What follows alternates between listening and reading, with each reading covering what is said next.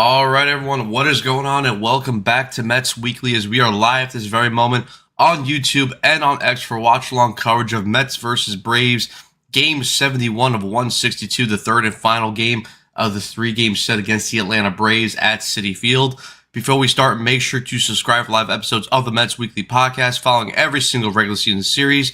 For those of you watching or listening on playback and want to join the conversation in the future, make sure to turn on post notifications to know when we go live. Make sure to follow Mets Weekly on X and TikTok. Follow us individually.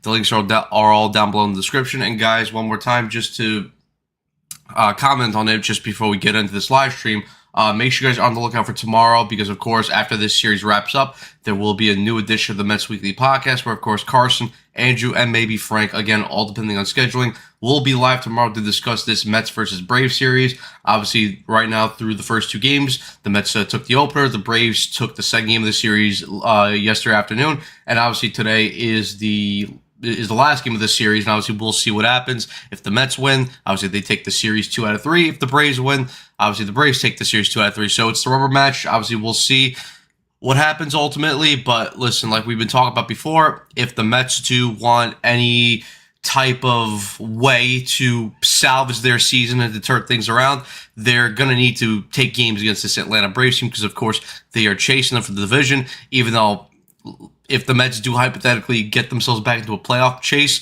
I don't see them winning the division. I just think they're too far back. The only thing that they can realistically only catch up now is the wild card. And listen, they're only 5.5 games out of a wild card spot right now. Obviously, right now we need to take things one game at a time. You know, you can't make up all these games all in one swing, all in one game. You just have to take it game by game. But listen, for this Mets team, we've talked about it all year. Their lack of consistency has hurt them in a way because, again, we've seen them beat good teams and then go against bad teams and then, bad or mid teams, and then they struggle against those teams, and then they end up losing the momentum that they gained off the back of beating those good teams. But again, we'll see what happens. The most important thing, though, this afternoon is that the Mets go up against this Braves team, beat them, take the series 2 out of 3.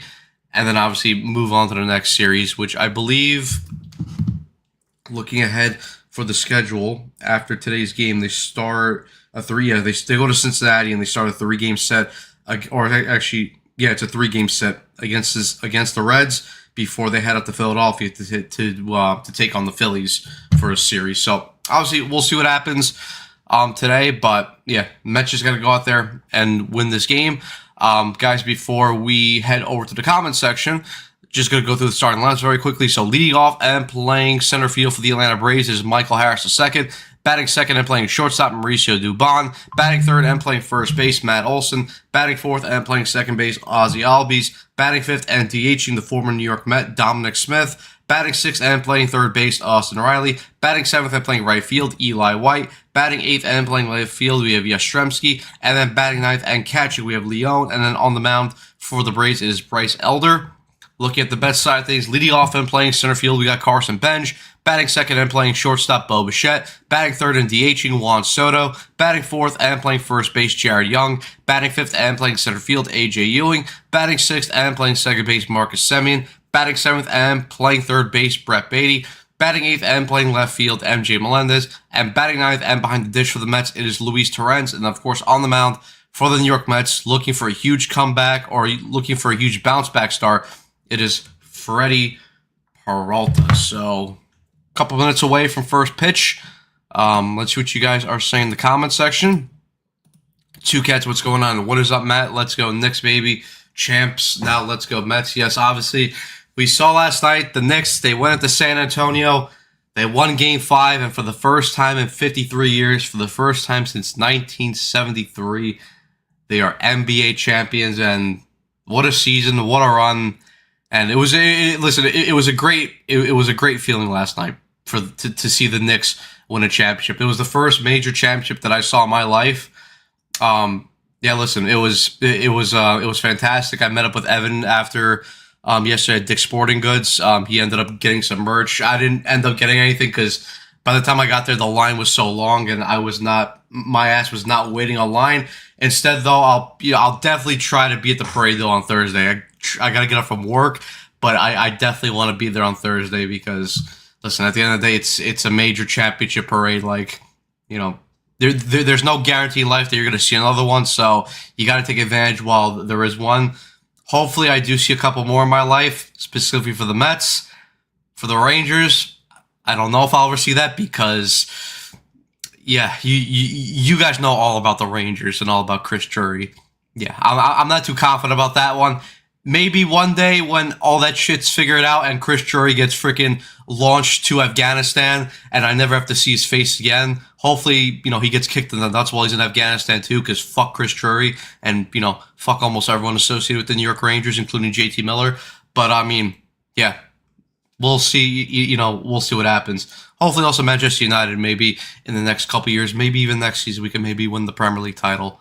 Who knows, but we'll see. But hopefully, hopefully this is the first one of many of championships that I get to see, but who knows? You got to cherish each one that you get.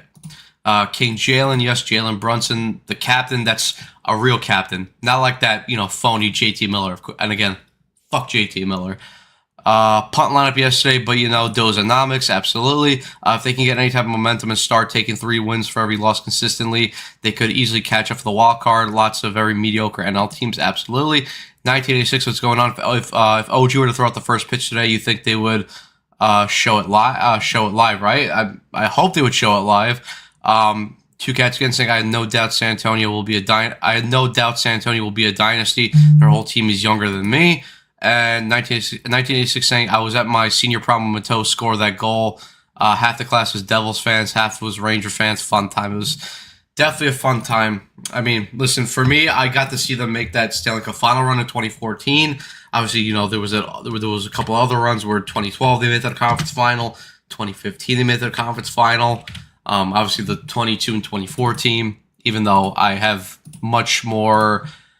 I like the 2012 to 2017 Rangers teams a lot more than the current iteration of those Rangers teams that we just watched for multiple reasons. This last group didn't do it for me. I just don't really like them. But I mean, listen, and obviously 2015 too, we saw with the Mets where they made it to the World Series, lost in 5 to the Royals, and then obviously a couple years ago where they went to the NLCS and lost to the Dodgers in 6 games. 2014 was painful, and then we got to watch the Mets lose a year later. Yeah, that sucked. Does Keandre Miller win a cup tonight? I don't know. We'll see. Obviously, Carolina's up 3-2 in that series. Game 6 is in Vegas. I think Vegas will win tonight. I think they'll force Game 7. And then, listen, when you go to Game 7, anything can happen. But, listen, Keandre Miller could very well lift himself a cup. It could happen. Which, listen, if he does, good for him. But, I mean, also, there's a couple other guys on the Carolina team that I do like. Jacob Slavin, that's a guy that I love to watch personally as a defenseman. Just your stereotypical defensive defenseman. Doesn't put up a lot of points, but you know what? He's so reliable on the back end that that when he's on the ice, the other team is not going to get a lot of chances. Before that, though, look at the best defensive line. Freddie Peralta on the mound, Trent's behind the dish, Beatty at third, Bichette short, Semi at second, Jared Young at first, and the outfield from left to right, Melendez, Ewing, and Carson Bench. Sean Walker, obviously, that's a guy that I like. That's the guy that I wanted the Rangers to sign, but of course, Drury had to sign Brian Lindgren instead to a one-year deal. Eric Robinson is another guy. Obviously, that's one of Evans' guys, but Eric Robinson, hell of a fourth-line player. I love to watch, his game, but I mean... Yeah, listen, if Carolina does win the cup, then, good for them. Obviously, it'd be their first one in 20 years because, obviously, they won their last one in 2006 after they beat the Edmonton Oilers in 7 games. But, guys, here we go. Game's about to lead off. Michael Harris, obviously, is leading off, batting .303 this year. Peralta on the mound as he's about to throw his first pitch. Obviously, the Mets are wearing their road alternate blues with the script New York across the front, which I do like these jerseys. I do definitely need to get one eventually for myself.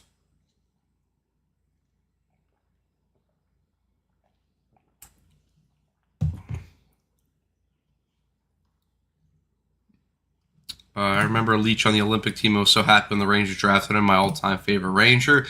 I wear number 2 and I wear number 2 in deck hockey, and I used to wear number 2 when I played ice, when I played travel. I used to wear number 2 because of Brian Leach. I mean, I first wore number 10 because Gabrick was my favorite player at that time. But then when I went to one of my new teams, number 10 was already taken, so I took number 2 because of Brian Leach.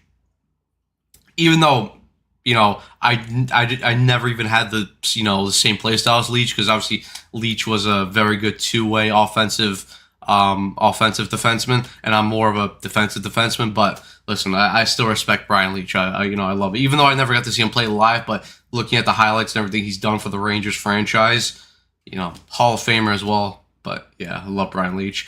All right, here we go. First pitch of the game into Michael Harris.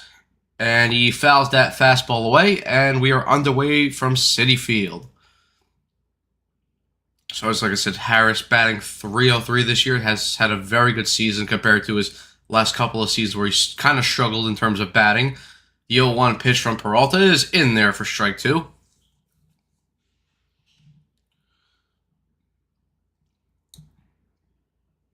No, deck hockey's not played on rollerblades. We run the 0-2 pitch, and that slider's fouled away.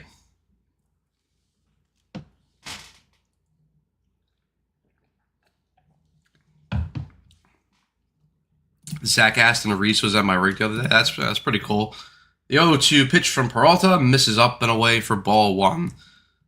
Two Cats saying Carolina's so good. I know the series is 3-2 and scores have been close, but to the eye test, they look like they've completely dominated. Carolina has the best team since 21-22, if not their absolutely pathetic goaltending. The 1-2 pitch misses up and away for ball two. If not for their absolutely pathetic goaltending, they could have had about 2 cups by now.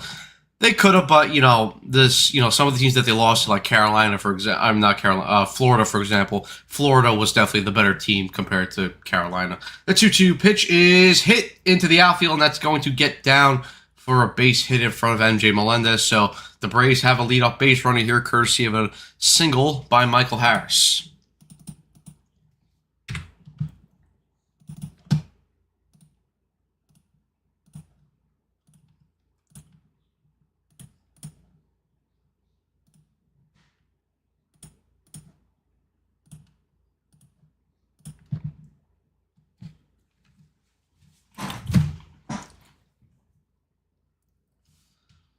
All right, first pitch from Peralta here to Dubon, misses up and away for ball one. Dubon this year batting .259 with a .719 OPS, 6 home runs, 37 RBIs. He's 2 for 9 in the series. The 1-0 pitch is hit into right field, and that's going to get down for a bases. So the Braves start quickly here against Freddie Peralta, back-to-back singles, and the Braves have a runner in score position here with no one out in the top of the first.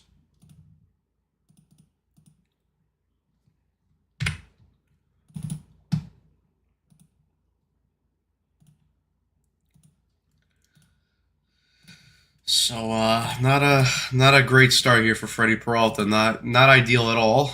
And now the RBI machine, Matt Olson himself, will come up with runs on first and second and nobody else. Surely this will go in favor of the Mets. First pitch to Olson, misses up and away for ball one. Olson this year batting .270 with an .899 OPS, 20 home runs and 51 RBIs. He's 2 for 9 in the series with 1 home run and 1 RBI. The 1-0 pitch from Peralta misses downstairs with that changeup, and Peralta quickly behind here 2-0. Armand, what's going on? Hey, all, I'm out for a nice walk. Well, enjoy your walk, Armand.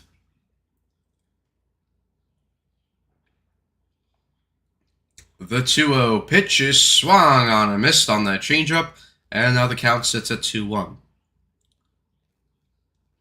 I need to get into men's. Need to get back into men's ice hockey. Yeah, I have to find the what's it called? A beer league team too for ice hockey. The 2-1 pitch is swung on and missed for strike two. Sorry, and Peralta gets the count back to 2-2.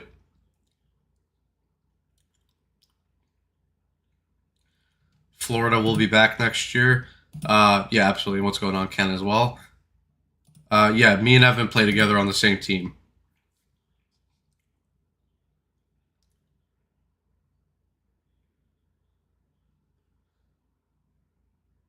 The 2-2 pitch from Peralta, and that's fouled away by Olson.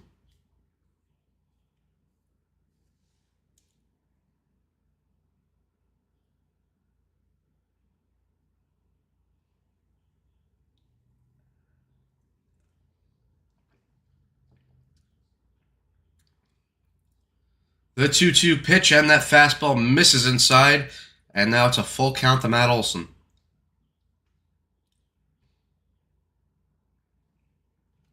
Hornet, what's going on? Boomer Esiason used to play beer league. Yeah, one of my dad's friends actually, he got to play with Boomer one time in ice hockey. 3-2 pitch, and that ball's hit on the ground through the hole, base hit. That ball rolls into right field. Harris will hold at third base. No one will come around to score. And just like that, 3 straight singles to open up the ball game. And the Braves have bases loaded with no one out here in the top of the first. And Ozzy Albies will now come up. That's a nice start.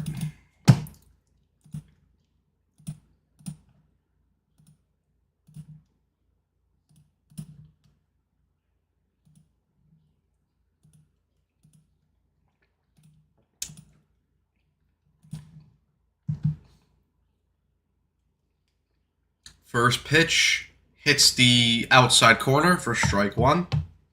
Albies this year batting .284 in his last 14 games. He's batting .346 with 7 extra base hits and 10 RBIs. The 0-1 pitch misses outside for ball 1. Was watching the movie Dodgeball yesterday. Legend Chuck Norris. Listen, we love Chuck Norris on this channel. Chuck Norris is our guy. The 1-1 pitch misses outside for ball 2.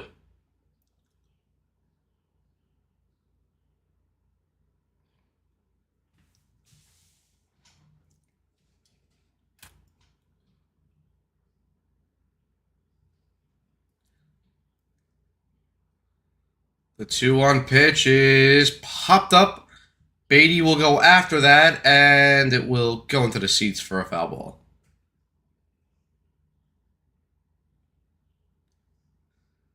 Whoa, Armand, don't disrespect the GOAT like that. Chuck Norris is nothing like the Rangers fan base. Chuck Norris is elite.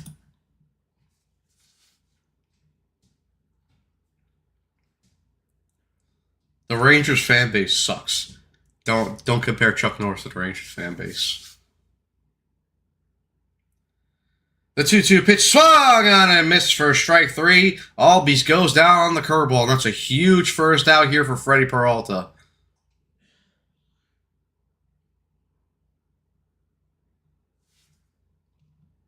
I worked yesterday till 9 o'clock or 9:15. So I watched the start of the game on my phone at work, and then I finished the game at home.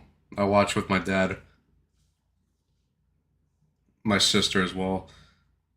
First pitch to Dom Smith is in there for strike 1.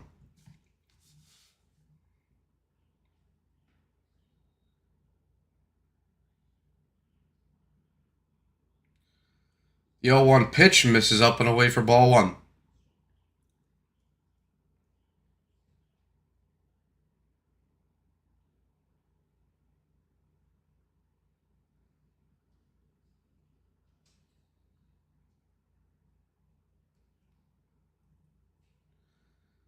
The 1-1 pitch misses outside with that changeup, and it's a 2-1 count now to Dominic Smith.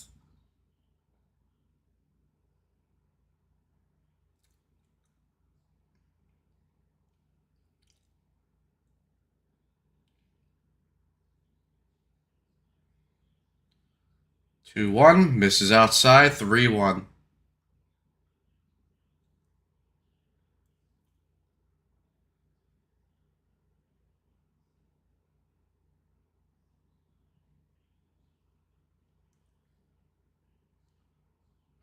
All right, Freddie's set. He has his pitch into his windup with the 3-1 pitch, and that fastball's foul back, and now it's a full count.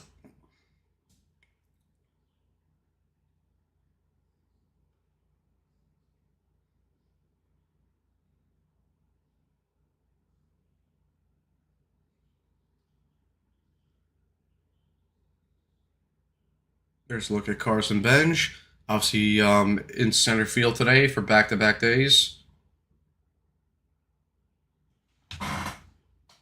Oh, so sorry, he's in right field. I don't know why the graphics is. Yeah, you in center field and Benj is back in right field today after playing center field yesterday. 3-2 pitches, hit in the air, out to left field. Melendez underneath it. He makes the catch. Harris tags up. He will come in to score, and the Braves will take a 1-0 lead here on the sacrifice fly. So Mets trading out there for a run. But the Braves strike early here.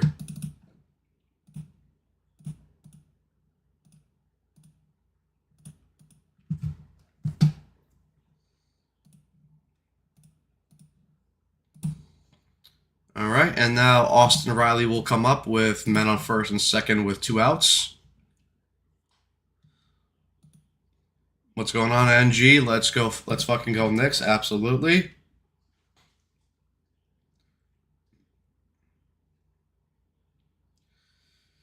First pitch to Riley. Misses down and away with that cutter. 1-0.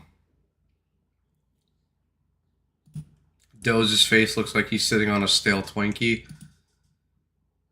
Austin Riley, a career .429 hitter against Freddie Peralta, but he's batting .206 this year. The 1-0 pitch is popped up just outside the infield. Semien shading his eyes from the sun, and he makes the catch for the third and final out of the inning. So the Braves strike first here on the top of the first. They bring in the first run of the game off a sacrifice fly. The damage could have been definitely a lot more, but Peralta did at least a decent job to work out of the jam. So Braves lead 1-0 as we head to the bottom of the first.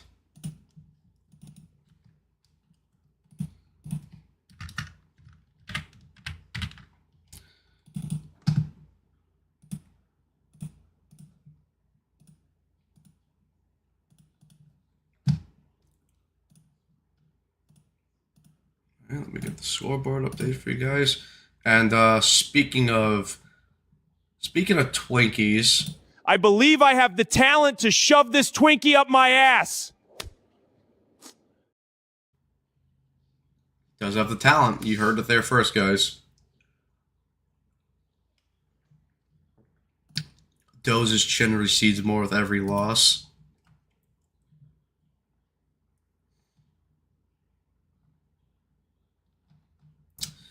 All right, and then obviously, and we got Jeff here, Braves fan. What's going on? Shop on. And then obviously, like I said, leading off for the Mets this in the bottom of the first, it's obviously Benj, Bichette, and Soto.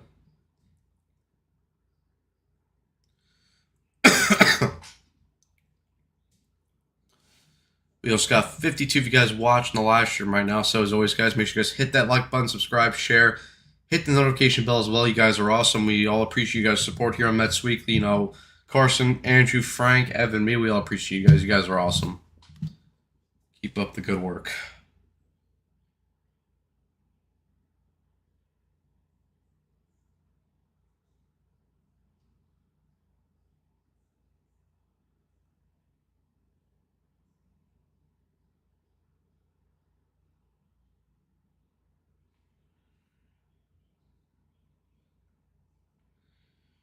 All right, now here's Benj as he's about to lead off the ball game. And obviously looking at the Mets lineup, and obviously on the bench they got Brujan, Alvarez, Vientos, and Eric Wagaman. First pitch from Elder to Benj, misses up and away for ball one. Looking at Elder's numbers this year, in 14 starts with a 5-3 record, has a 2.66 ERA and a WHIP of 1.05. The 1-0 pitch just misses inside for ball two, and no challenge there from Leon. Benj this year banged .253. The 2-0 pitch, and it just clips the top of the zone with that changeup, 2-1. And looking at, obviously, the rest of Benj's numbers, 7 home runs, 26 RBIs, and OPS is .701. He is, however, hitless in this series, 0 for 6. That 2-1 pitch just misses inside, and again, no challenge. So a 3-1 count to Carson Benj.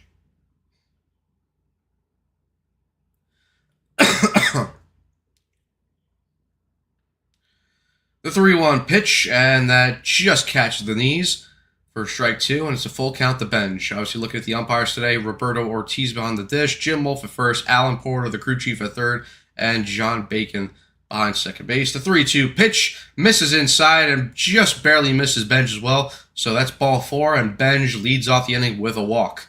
So good AB there from Benj. And looking at the Braves defense, obviously Bryce Elder on the mound, Sandy Leon behind the dish, Austin Riley at third, Dubon at short, Albies at second, Matt Olson at first, and the outfield from left to right, Yastrzemski, Harris, and Eli White.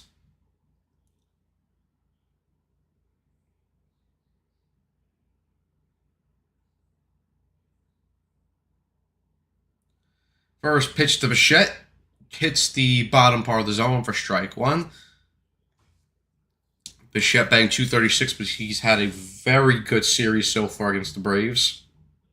Obviously, he had those 2 home runs back in the series opener on Friday night. The 0-1 pitch misses inside for ball 1.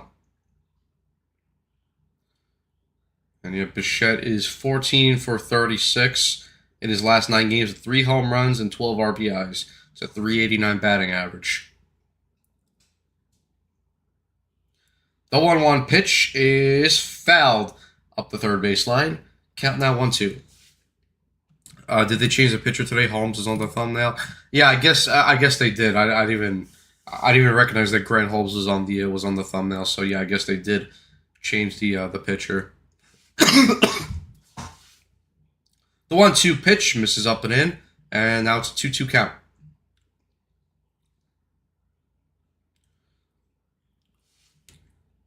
Don't follow the NBA, but good for you. Thank you, Jeff.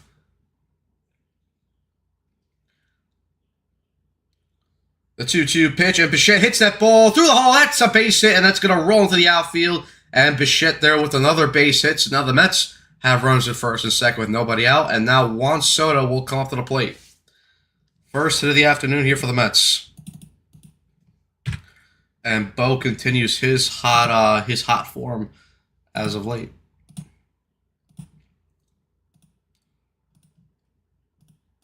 All right, now here's Juan Soto. This season banked 287, 15 home runs, 32 RBIs, and OPS of 937. And he's a career 3 for 7 hitter against Elder with 1 home run and 1 RBI.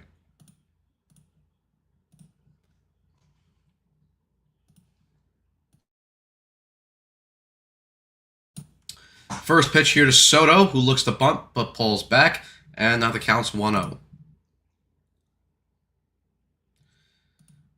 All right, Matt, got to do some things. I got to go. Good seeing you again. Let's go Mets. Let's go Knicks. Absolutely. See you again. 2 Cats. Have a nice day. 1-0 pitch. Soto bunts again and taps that. Why are you bunting? Soto goes to first base and Benj is thrown out of third. Why are we bunting? Why? Whoever tells Soto to bunt needs to be kicked in the fucking nuts. They need to be kicked in the nuts.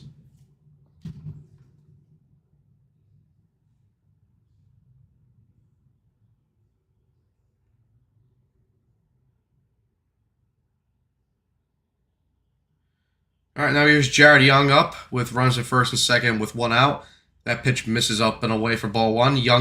Jared Young this season banked 268 with 4 home runs, 9 RBIs, 830 OPS. He's 0-5 in the series. 1-0 pitch misses up and away again, 2-0.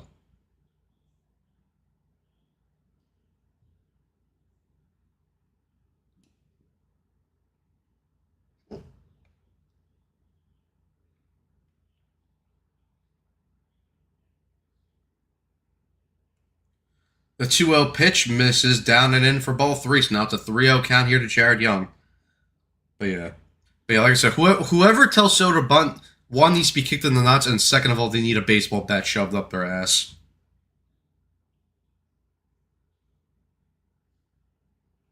.30 pitch to Jared Young, and that just clips the outside corner for strike 1.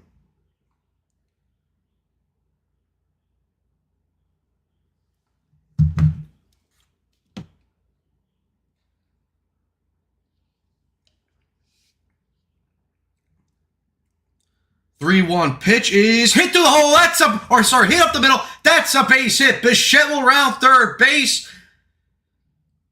Soto will go over to third. Jared Young with an RBI single, and the ball game is tied at 1 here in the bottom of the first.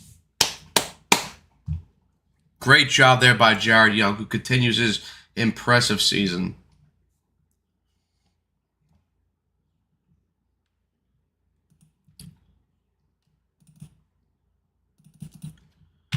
Good AB there by Jared Young. Got the count in his favor, 3-1, and he took that ball right up the middle for an RBI single. Excellent piece of hitting. All right, and now AJ Ewing will come up with 1 out and runners at the corners.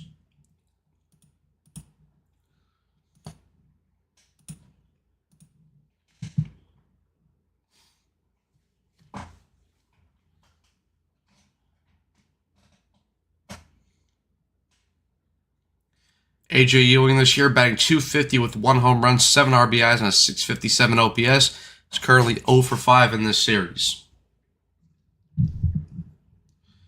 First pitch to Ewing is in there for strike 1 on the inside part of the plate.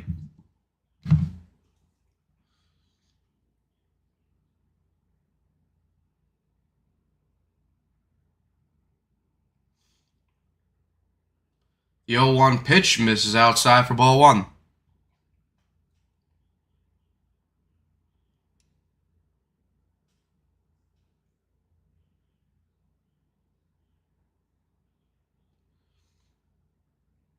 The 1-1 pitch is hit down the line. That's a base hit, and that's going to get down into the corner. Soto rounds third. He'll come in to score. And that ball's also going to hit off the wall. And another run's going to come in to score. Ewing's going to advance to third base. And Jared Young comes in to score.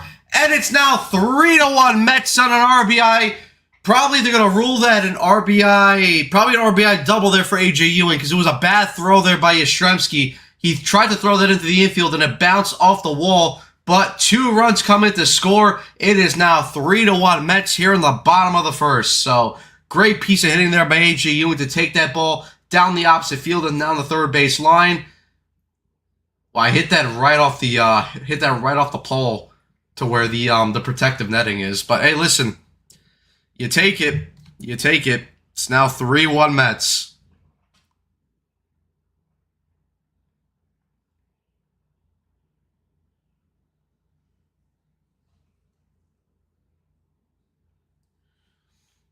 And we got Carlos Mendoza now out arguing with the umpires. Not sure what this is for.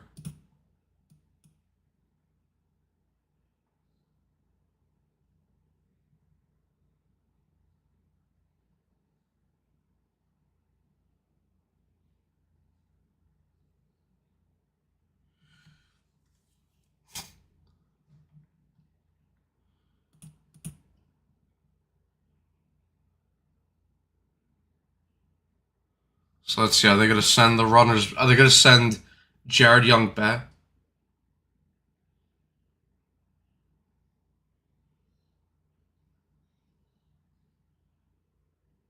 Okay, so all right. So it looks like all 3 or the 2 runs that came in to score will stand. So it looks like it will remain 3-1 Mets.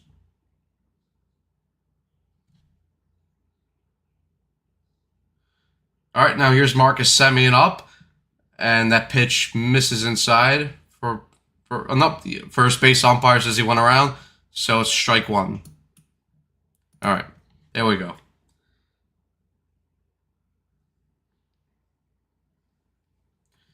All right, there we go. That clears up all the confusion. The 0-1 pitch and Semien goes around, and now it's an 0-2 count.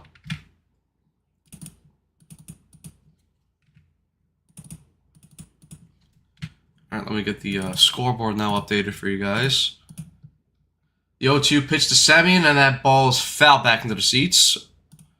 Count remains 0-2.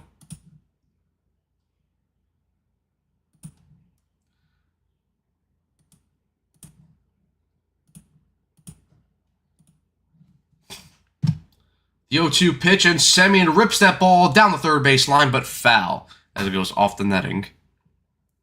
Never sit Jared Young for Vientos again. He shouldn't. Paul is in play. If that ball went to the crowd, Ewing would have been awarded home plate. The 0-2 pitch misses up and in for ball 1. That was a horrible throw. It would have gone into the dugout. It was a bad throw by Yastrzemski.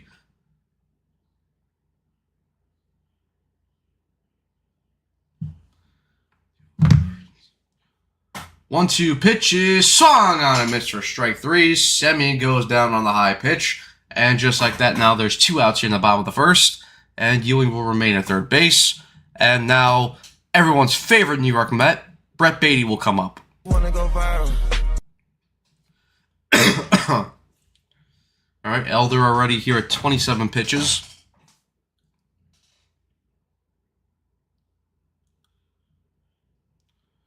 First pitch to Baty, and he rips that ball up the middle, base hit. A.J. Ewing will come at the score. Brett Baty with an RBI single, and now the Mets lead at 4-1. She wanna go viral. Good piece hitting by Baty. Got a hittable pitch and took it right up the middle. 4-1 Mets now in the bottom of the first.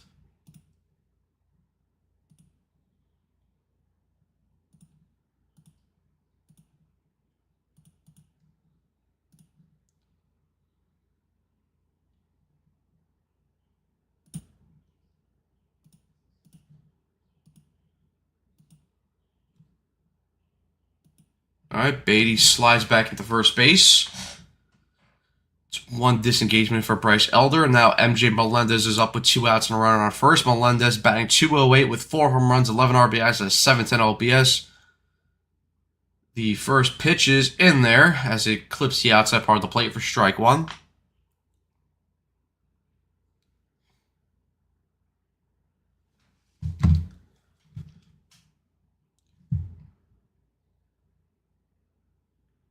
The 0-1 pitch misses up and in for ball one.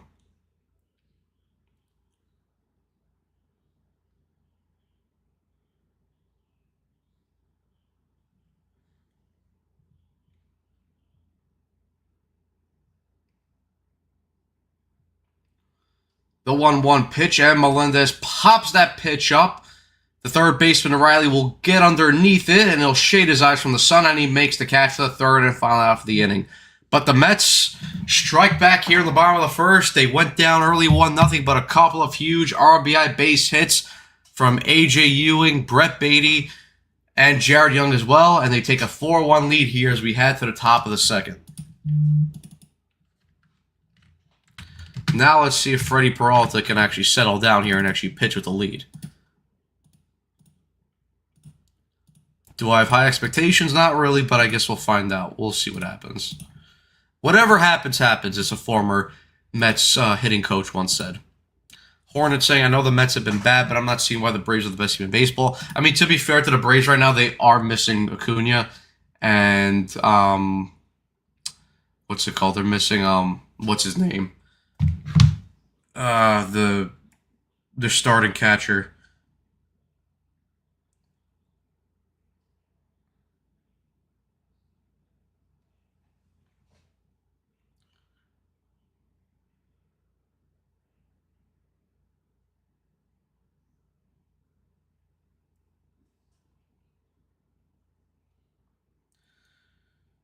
And for any football fans in here, or soccer, I know, because some people don't call football, but Germany is currently up right now on Curacao 4-1, just at the start of the second half in the World Cup. So, not a surprise that Germany is kicking the shit at Curacao.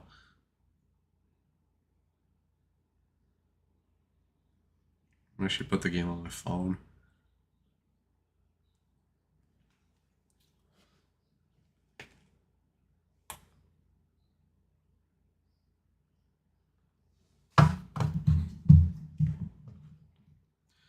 Alright guys, but now we are back here for the top of the second.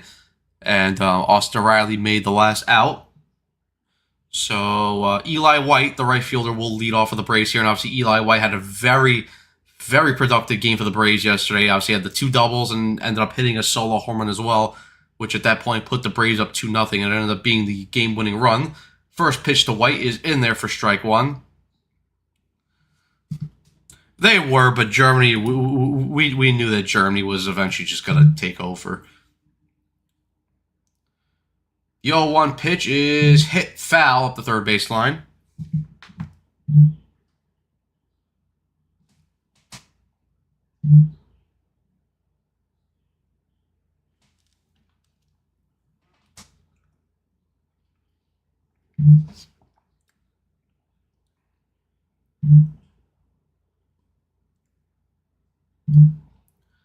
The 0-2 pitch misses outside with that sweeper for ball 1.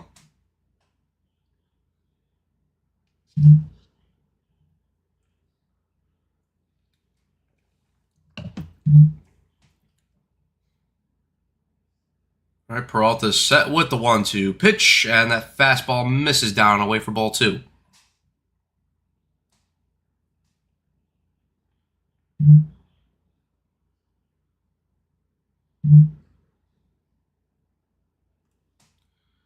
The 2-2 pitch from Peralta is fouled back by Eli White.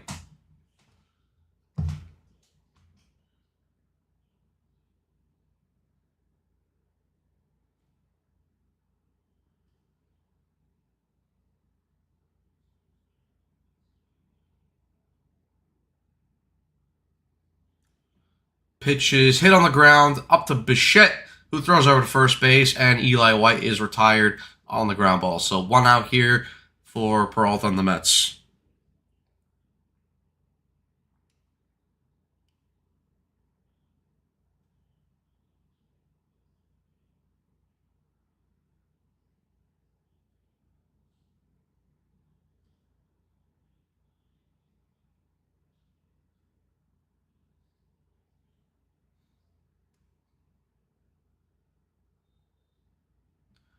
All right, now Yastrzemski is in here, and that first pitch fastball misses down and in for ball 1.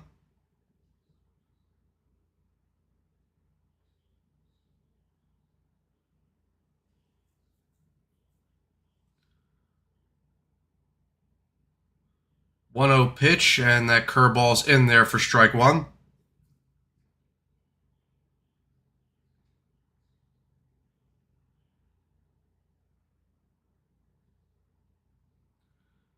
The 1-1 pitch is fouled away for strike 2.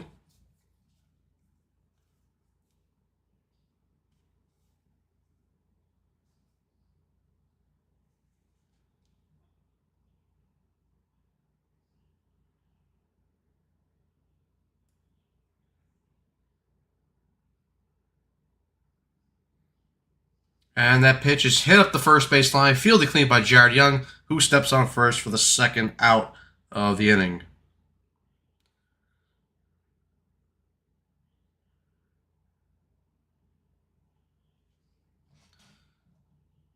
Can you imagine being a Turkish fan having to wake up at 6 a.m. on a Sunday to watch your team lose to Australia? Yeah, they got beat pretty bad yesterday. Only the second inning. What's going on, Daniel? Yeah, it was a bit of a high, not really, well, at least for the Braves, not high scoring, but they had a lot of traffic on the bases because they had the bases loaded with nobody out, and they ended up getting the 1 run on a sacrifice fly, and then the Mets obviously put up 4 runs in the bottom of the first. Now here's Sandy Leon here, who's behind the count 0-1. He's 0 for 3 in the series. 0-1 pitch misses outside for ball 1.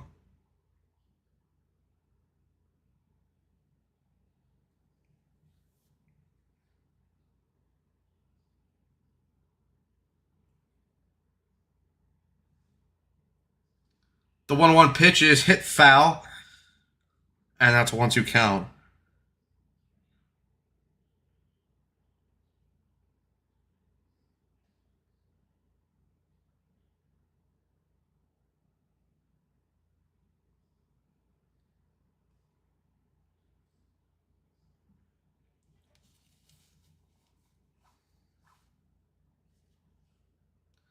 One-two pitch misses for ball 2.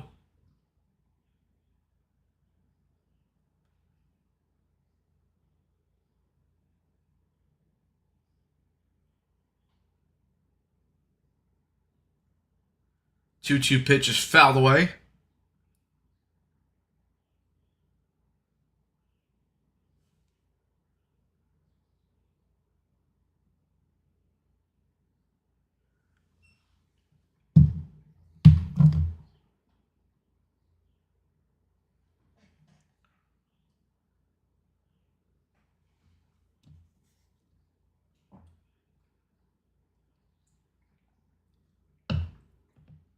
The 2-2 pitch from Peralta to Leon is popped up, and it will go into the seats foul.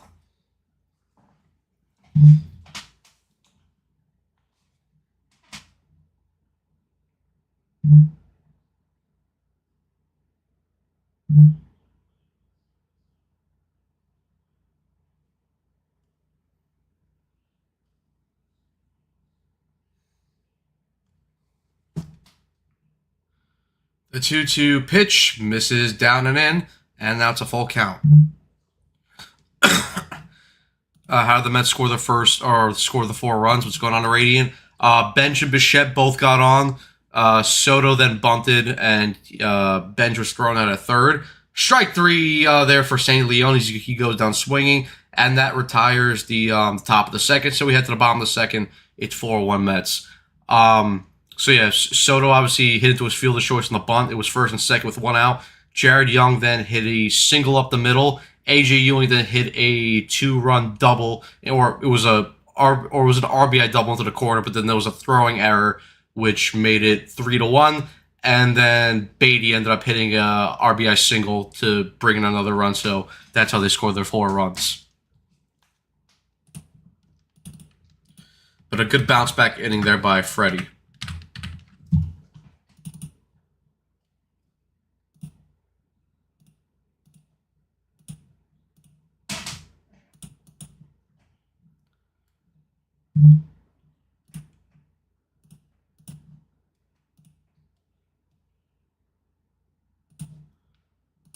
All right, Andrew, what's going on? How would a shark wear a birthday hat, on his head or the fin? Probably on his head, I'd imagine.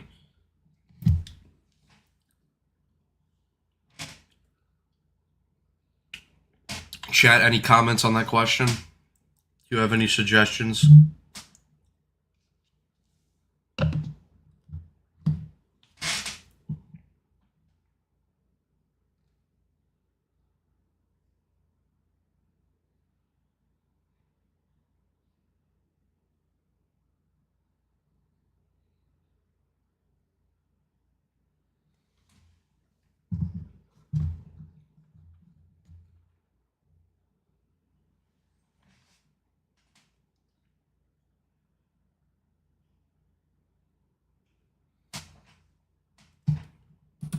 Fuck James Dolan. And fuck Chris Drury. Fuck JT Miller.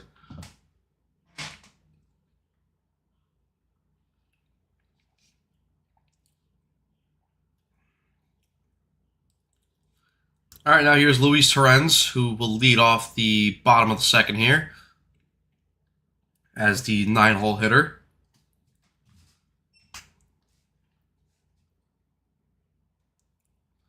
Torrens this year batting .226 with 1 home run, 15 RBIs, and a .613 OPS. He's 2 for 3 in this series.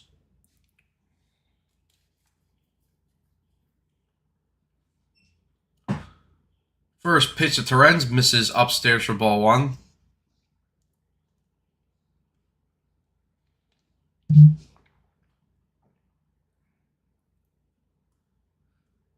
The 1-0 pitch is in there for strike 1.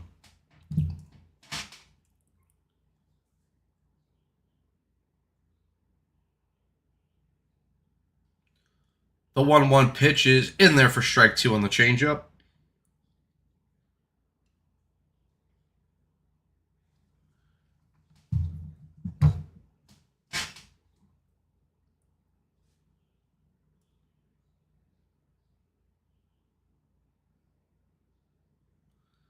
The 1-2 pitch is hit on the ground up to Albies, who comes up with it, throws over to first base, and there's 1 out here in the bottom of the second. And guys, we should also have Carson joining us in about 8 minutes, because he said he should be on around 2:30.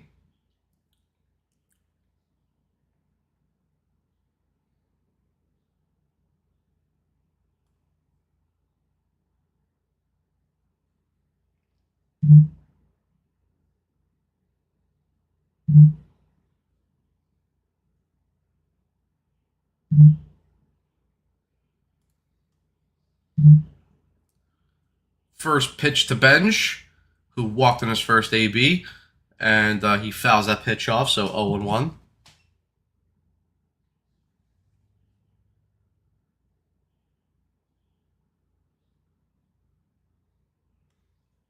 And Benj hits that ball down the right field line. That's a base hit.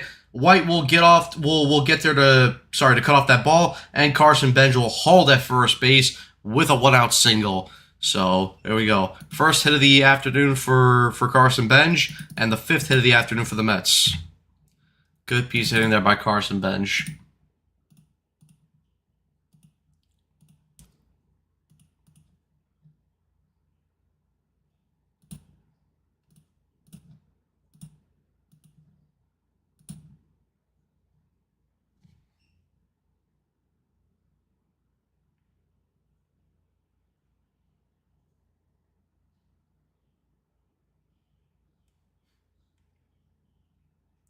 All right, now here's Bo Bichette, who singled and scored a run in his first AB. He's down the count 0-1. The 0-1 pitch is fouled off at home plate, and now Bichette's quickly behind here 0-2.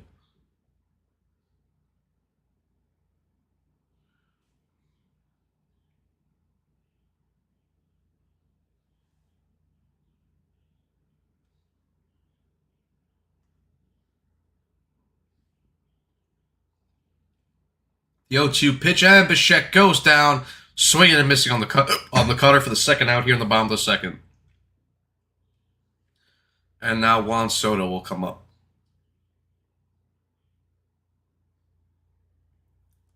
Soto is 0 for 1 and came around to score on the back in the first inning. Obviously had that bunt for a fielder's choice.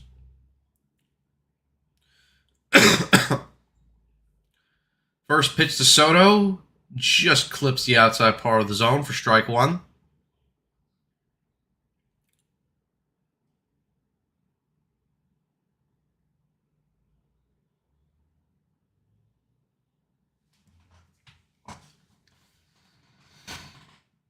Elder throws over to first base, but Bench is back in safely.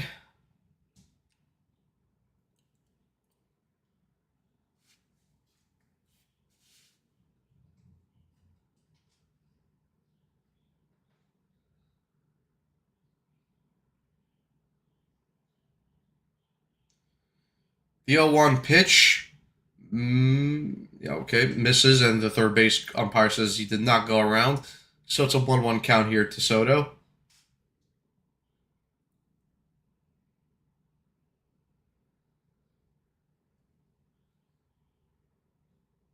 One pitch, and that pitch just misses upstairs for ball two. Good take there by Soto.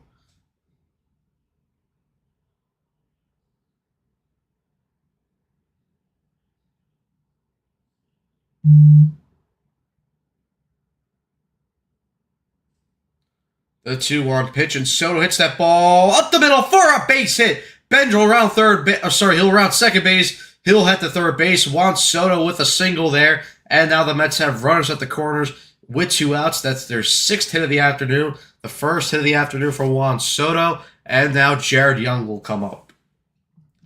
Good piece of hitting there by Soto.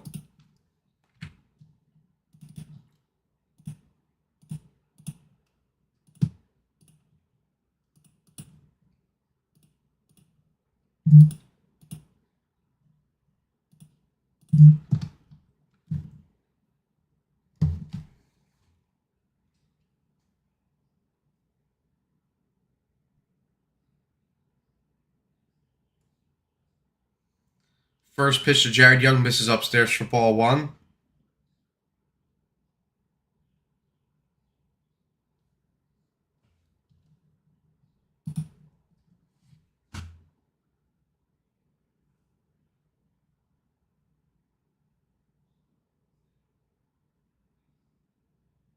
The 1-0 pitch just misses for ball two.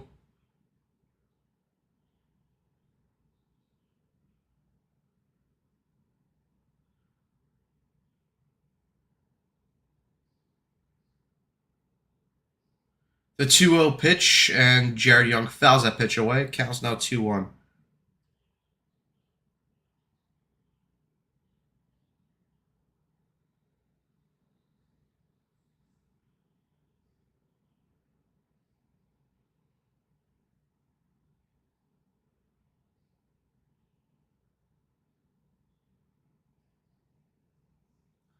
The 2-1 pitch, and that looked like it missed up and in, but the umpire called it a strike and no challenger from Jared Young, so now it's 2-2.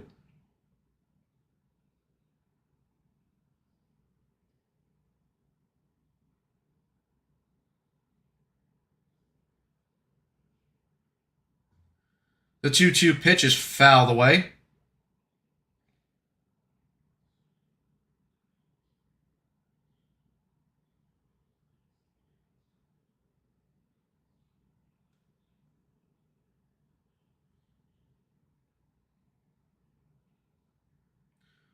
The 2-2 pitch misses inside, and now it's a full count to Jared Young.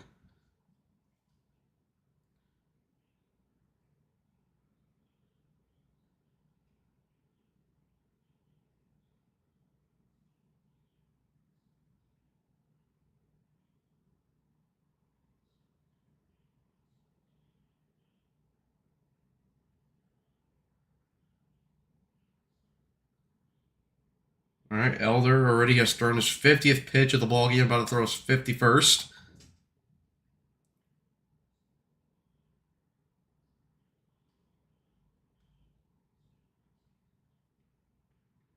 And Elder steps off.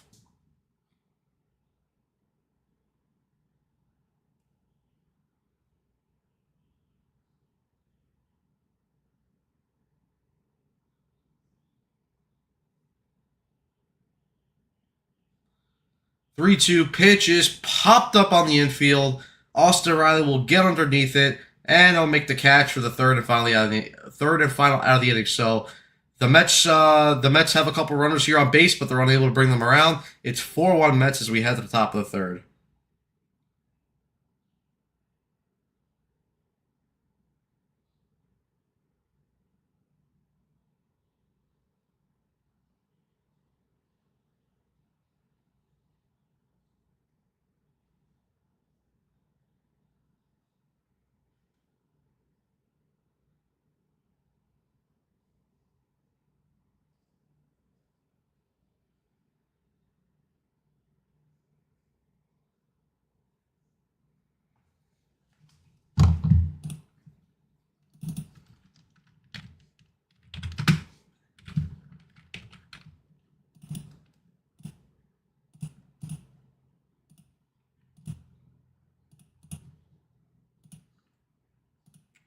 Alright guys, I will be right back. Give me 1 second.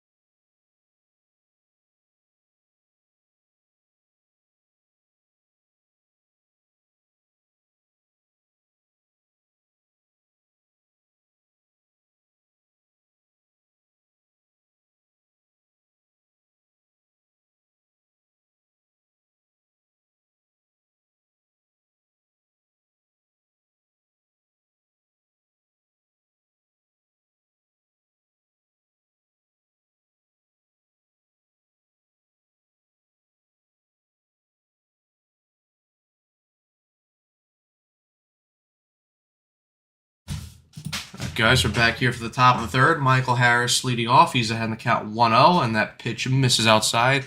It's 2-0, and now we have a guest joining us. It's Carson. What's going on, Carson? Hi. All right, 2-0 pitch is hit right at Seminuk, catches it on a line, and that's 1 out in the top of the third. They did it. They actually fucking did it, man. They did do it. I'm just in awe. 5-1 Germany. Yeah, 5-1 Germany.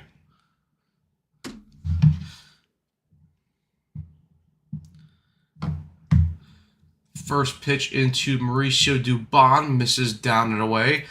Oh, bro, what, bro? Get this Tottenham jersey off my screen. No one wants to see Tottenham. Tottenham Yeah, is shit. sure. The 1-0 pitch just popped up. Hornet knows, right? Hornet. Tottenham are shit.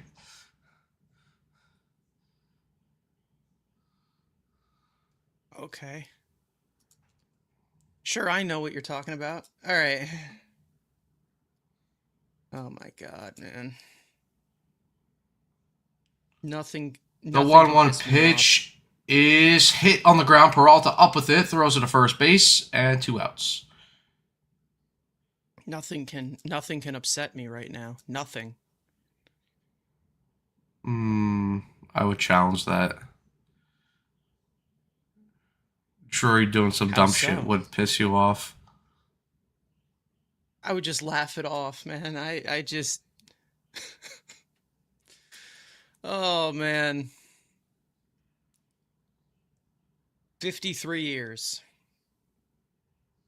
First ever championship I've witnessed of any of my 4 teams. All right, here's Never Matt want the Olson feeling to go now. away. Pitch misses down and in for ball 1. You know. I'll be honest. I'm happy they won, but it's just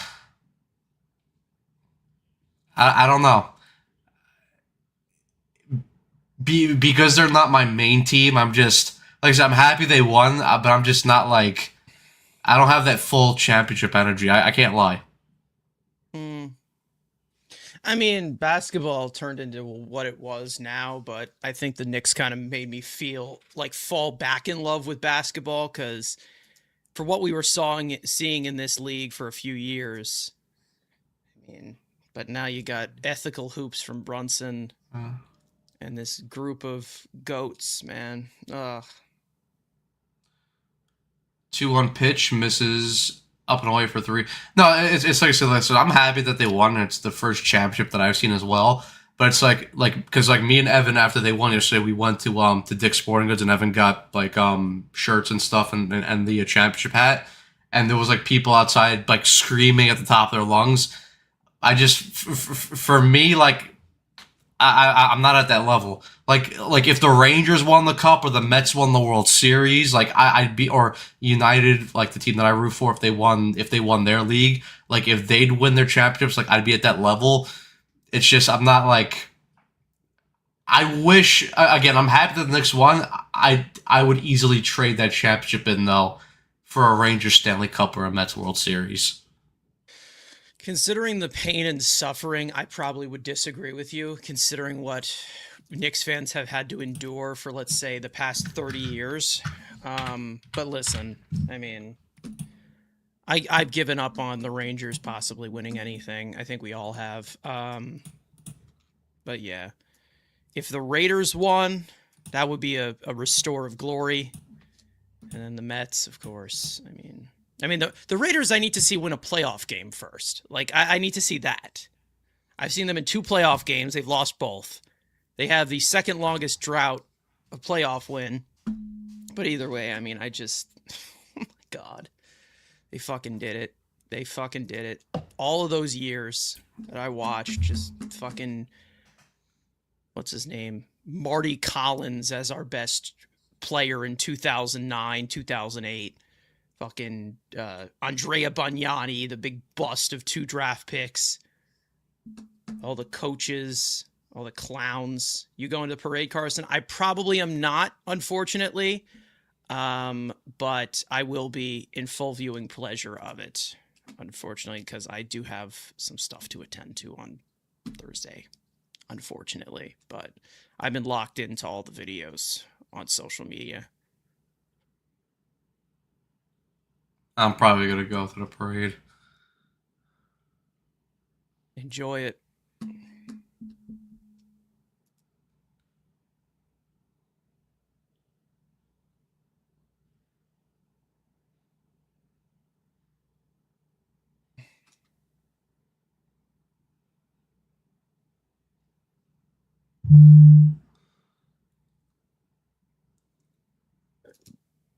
So just indescribable.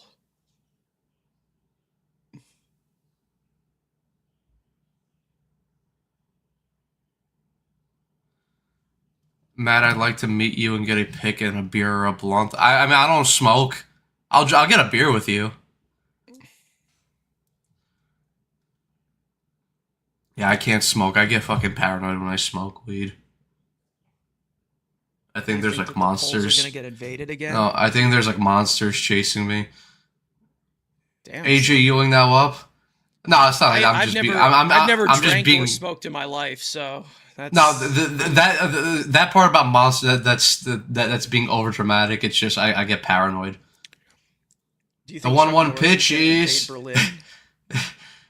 Well, no, Chuck Norris invading Berlin's it's a happy moment. No, we know that. We know that's sober. Adrian with a base hit here to lead off the bottom of the third, 7th hit of the afternoon for the Mets, and the second hit I'm of the glad that afternoon the for Mets AJ Ewing. realized, though, like on to the Mets. I'm glad that the Mets realized that Bryce Elder's not a good pitcher. That's really sick of them.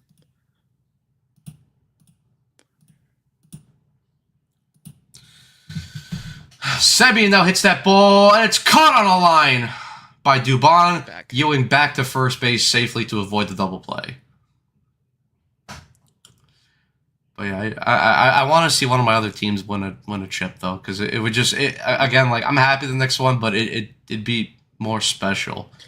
I'm 100% For me. invested in all four of my teams, so it's just special. It really is. She wanna go viral. Now here's Brett speaking of Beatty. special needs. Who had an RBI? Hey, he had an RBI single his last AB. Oh yeah, he did. He's First pitch. back. First pitch misses up and away for ball one. As the kids say, he's arrived. He took a 90-mile-an-hour meatball to center field. Yay! We're here for the delusion. Ewing You're back not in moving me, safely. I'm sorry. I mean, like I said, like just the not gonna fool me. like for me, like the It was Knicks and the definitely Jets, like the Knicks and the Jets are on the same level. Which I mean, I don't have to worry about the Jets winning the Super Bowl because that's Just fucking like, Mission yeah, Impossible. I hate to break it to you there, man. Well, I'm not I'm not expecting it, so I can't be disappointed if I have no expectation. Well, listen, you're not winning anything until Woody Johnson is 6 feet underground. That's the first thing. Then you also have to, like, I don't know. Up, Ewing takes off. Beatty hits that ball, and Austin Riley dives for it, and he'll reach first base safely with a base hit. So now the Mets have runners at first and second with one She out. wanna go viral. Oh my God, Beatty has 2 hits this afternoon. He's here! He's arrived! Damn, He 6-1 finally got his German. career OPS above Anthony Volpe's. Yay! Like, legitimately fuck off. Like, Now here's MJ Melendez. First pitch swinging, hits that ball right at the right fielder, Eli White. Fucking Eli White. Fuck this guy. 2 outs. Life's a cunt. A mega cunt. Go to an Applebee's. I mean, you probably can pick a better restaurant than Applebee's, but yeah, I'm extremely parish social though, because as the internet has told me, I am a huge loser. Don't you love when the internet tells you what you are? You know, I wonder. that's wait, always I wonder. Wait, I wonder who told you. I wonder if there was a person from our comment section that said that. No, it wasn't a comment section. It's just it's usually the Twitterverse. Whenever Alright, I now say you're something s- about Brett Beatty. Here's Terens.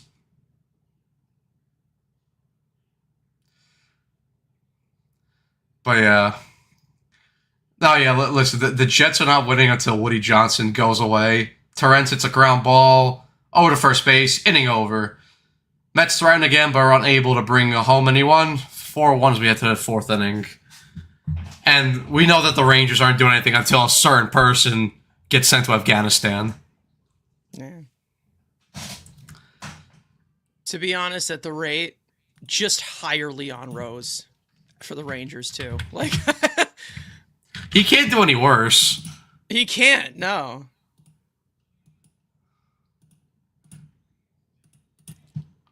I just need a picture of Leon Rose and Chris Drury of just Leon Rose, his like gerbil looking ass, mogging him because he's an actual winner. Drury probably thinks he's better than Leon Rose. He probably does, yeah. He's like, that'll be me next year.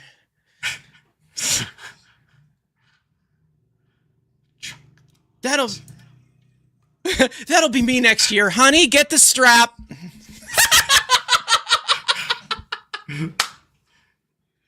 Fuck Drury, bro. Fuck him. And fuck JT Miller. Jalen Brunson is a real Jalen Brunson is a real captain. Fuck JT Miller. Fuck Jacob Trouba. Fuck Keandre Miller. I know he's about to win a cup, but fuck him.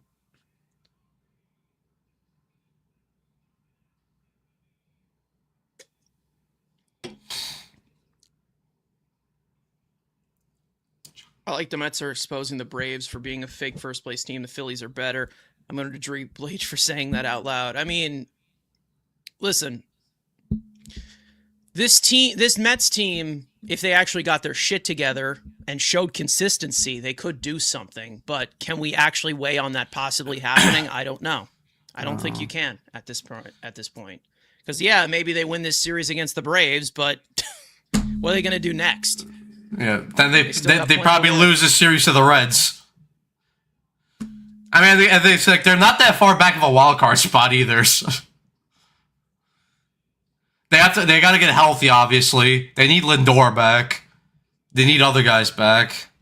I rather the Mets win the World Series than the Rangers win the Cup because I don't want to see Drury. Well, Horn, don't worry, because if the Rangers ever win the Cup, Drury is gonna have nothing to do with that. You don't have to pray for anything. Don't worry. To be honest, I would be surprised. I wouldn't be surprised if Drury never wins a playoff series ever again. That's how big of a fucking fraud he is. Albies fouls off that pitch, 0-1. Looked him in the eye. Keandre Miller. Oh yeah, Keandre Miller is on my like at the top of my list of ops. If you think I don't like Brett Beatty, oh man, Keandre Miller. 0-2. Keandre Miller is just. Oh, stop. 0-2 pitch is bouncing the dirt for ball 1.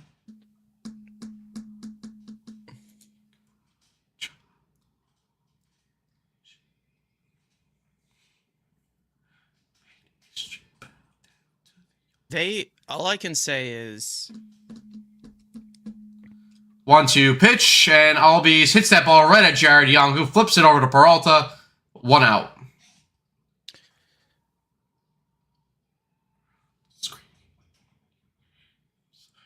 Chuck.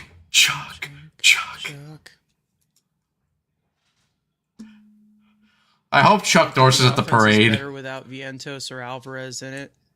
Alvarez at least offers power off the bench, but Vientos has to go. Agreed. Well, the thing about Alvarez and Vientos is they're both just primal double play candidates. They just kill every rally. That's all they do. Here's former Met Dom Smith, who takes that pitch at the knees for strike 1. Dom Smith hit into a sacrifice fly, his first AB, and drove in a run.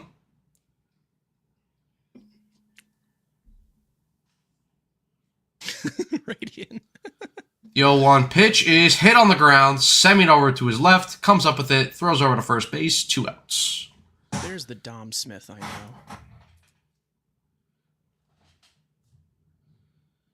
Karate chopped.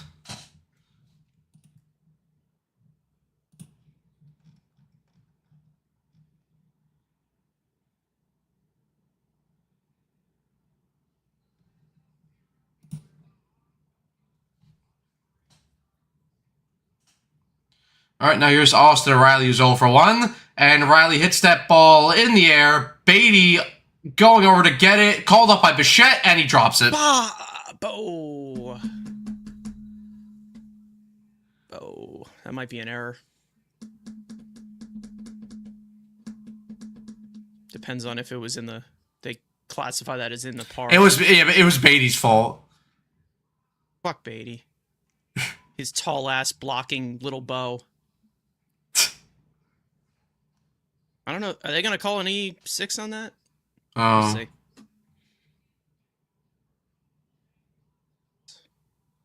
yo, one pitch, and Riley goes around on the sweeper. Count now 0-2. Talk about a fall from grace. Riley's 0-1 with a pop out his first AB. He's going to homer after I said that. But they stole the mold. The 0-2 pitch is popped up again. This time Semien underneath it. And it'll make the catch for the third and final out of the inning. So Freddie Peralta, after a rough first inning, settles down nicely as he gets 3 scoreless innings in a row. To the bottom of the fourth we go, 4-1 Mets.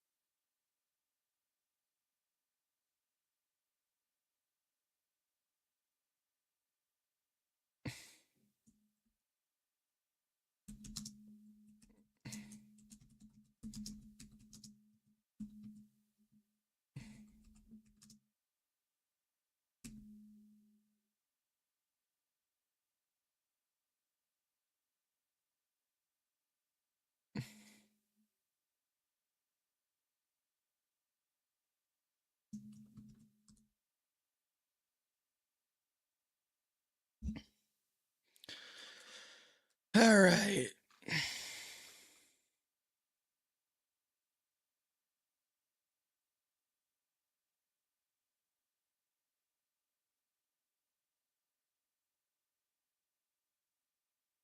I don't think we can because we don't have a leader like JB. We have a bunch of people who's still trying to figure out who the hell they are this year. Yeah. Again, they could make a run. Does that mean that it will happen? Yeah.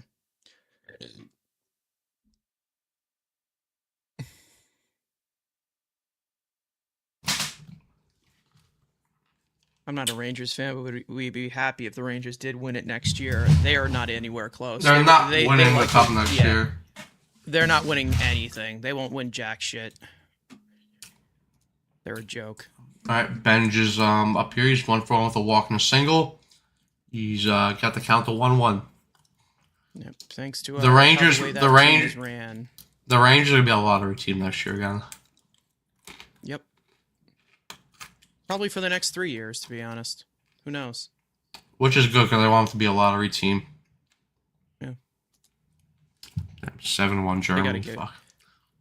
The only way they could salvage anything would be to get rid of that Igor contract. 2-1. It's really, And we all know that's not happening. it's not gonna. Bench happen. grounds out. The Because- Rangers are so fucked that they don't because- understand how insanely fucked they are. Because we need Igor. He solves all our problems. He was the best player on the ice.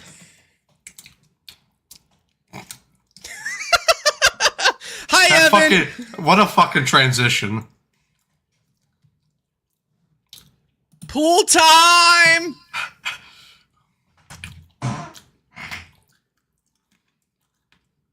Evan, join. Join up, Evan. Bichette hits that ball out to right field, but it'll gotta be ask caught him. by Eli White. When he hops on, if he does hop on, when he hops on, I gotta ask him a question that's gonna be funny. I came back to Ranger Trash Talk. I love it. Yeah, Armand, you're a Penguins fan, right? I remember you Yeah, saying he's he a is. Penguins fan. No, we're Rangers fans and we hate that team so much. I can't. They are a disgrace. Yeah, First Andrew's pitch to pain was Soto. fun as well. Is in there for strike one at the knees. They lapped us after a rebuild that we sent them into. What a fucking joke. Oh, there he is. Full Oh, time. dude.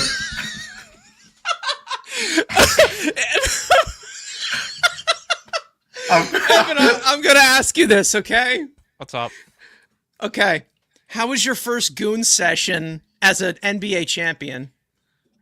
Yeah, quite the question, honestly, to start things off for the day. Honestly, it was really a good experience, and it's definitely something that I would love to do again. Hopefully, I'll get to experience it with some of my other teams. It'd be nice if I got to with this team or the Rangers, but unfortunately, that's not going to happen. Let me tell you, I mean, just a generational run. To tell you Generational the strokes? truth. Generational strokes. And if you didn't That- celebrate yet by doing that, you're doing it wrong. Like, that should have been first order of business. Right in public. Right in the Soto public walks. eye of Dick's Sporting Goods.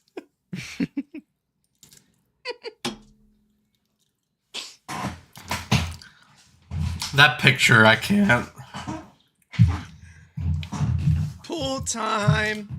Well, he's in the middle of us on the screen, so we can both take it. We can both take a dip as dinguses at one point.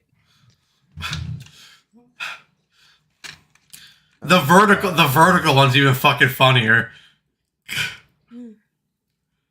Jared Young hits that ball into left field, and it's caught by Yastrzemski on the run. Inning over. 4-1 Mets as Isn't we that head to the usually top how of the we're supposed to fifth. spend a Monday though? Isn't it usually What? Monday when it's when we're at the pool?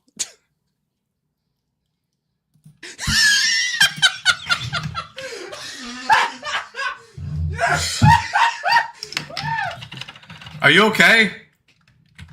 That's Should I not so call- funny. Should I call an ambulance?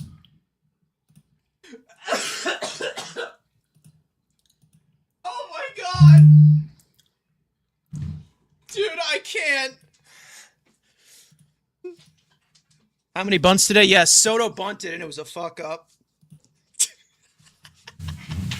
The power of OBS, bro. It really is just generational.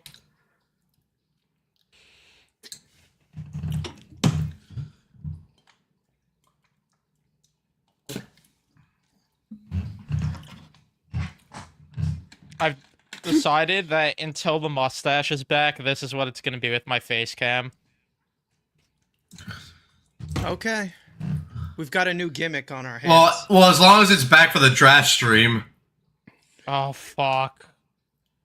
That's going to be... Fuck. I'll have to think of a pivot plan. Get the Bobby Valentine mustache. I'm sending it to the group chat. It's needed. Oh, wait, Hornet actually does make a good point there.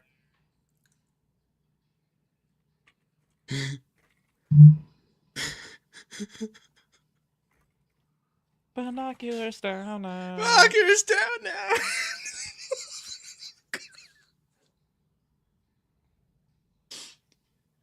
Not a blue Ford in sight.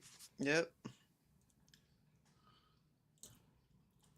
Final Oh my God. chorus.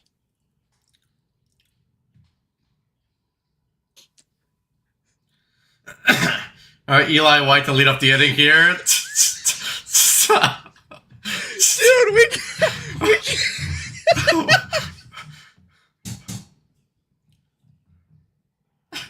Oh, one pitch is All right. fouled off. 0-2. get ready to turn the dial, Evan.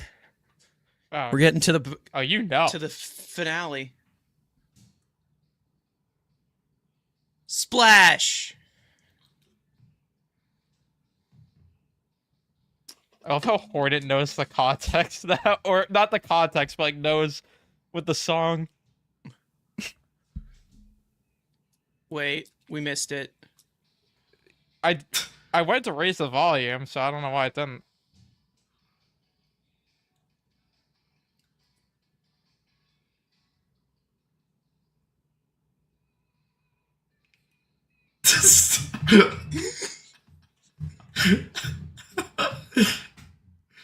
0-2 pitch misses down and away for ball one. Scout that talent. I realized I turned the volume up with the wrong thing. That's why. Yeah, there's two. No, The 1-2 yeah. pitch is fouled off the mask of Torrens.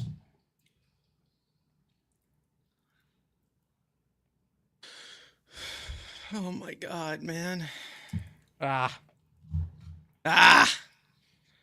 Ah.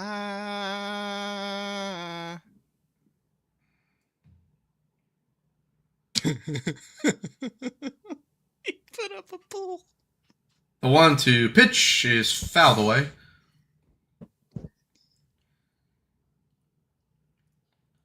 Ah. Z Germans. Boy, I could have had won. Dingus making waves in the picture also. It's Dingus. The 1-2 pitch misses down away. Z Germans have won.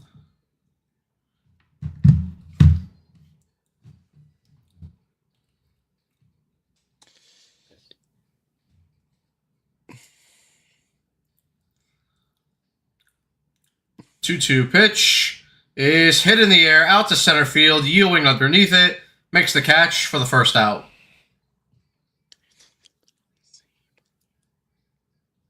Oh, that was a nice aura farm by AJ right there. All right, now here's Yastrzemski up, who's 0 for 1 with a ground out.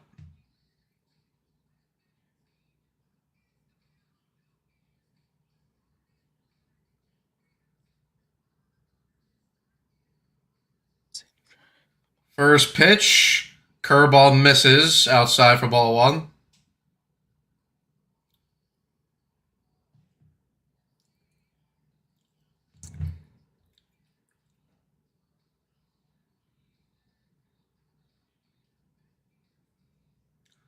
One zero. Fastball clips the zone for strike one. Oh, there's a Ford ad behind.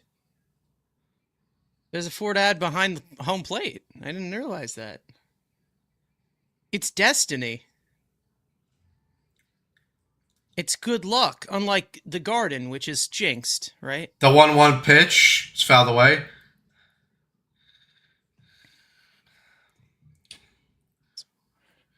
Do you guys have your rainbow lanyards?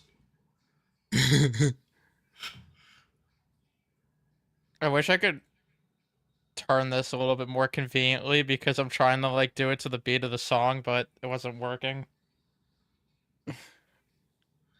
A 1-2 pitch is Yeah, you might have popped to- up, but that ball will go out of play.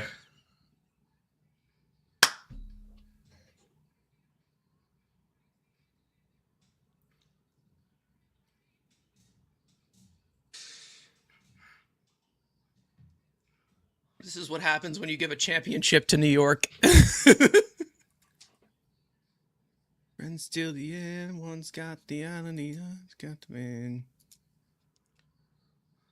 1-2 pitches hit on the ground right at Bichette, who throws over to first, and he got him for the second out.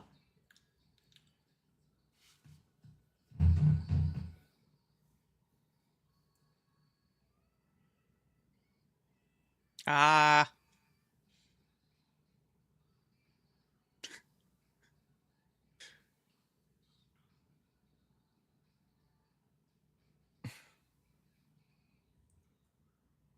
Oh my god. Quite a shot. Oh, look at that. Look at that. You see that? First pitch. Leon goes around for...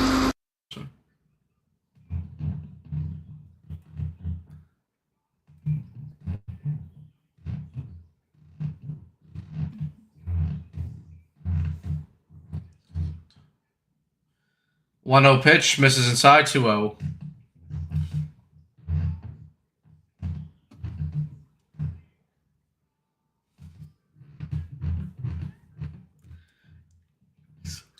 Delusional, man. 2-0 pitch is fouled away 2-1. Here we win it all. Rainbow Win it lanyard. at the mall.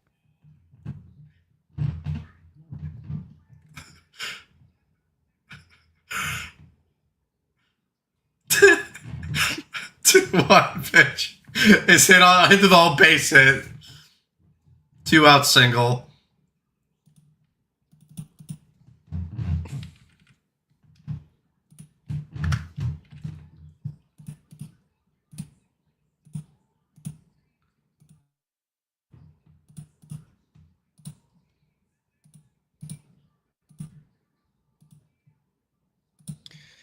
It didn't insult her enough. You know?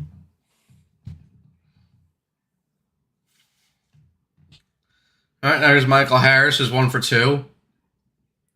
First pitch misses outside for ball 1.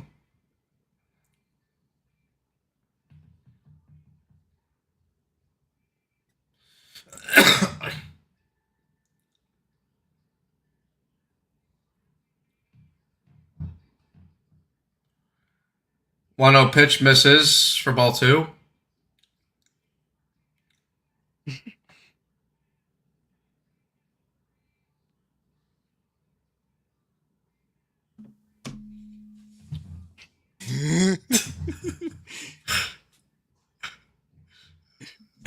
Refs rigged it. We was robbed again. 2 0 pitch misses outside 3 0.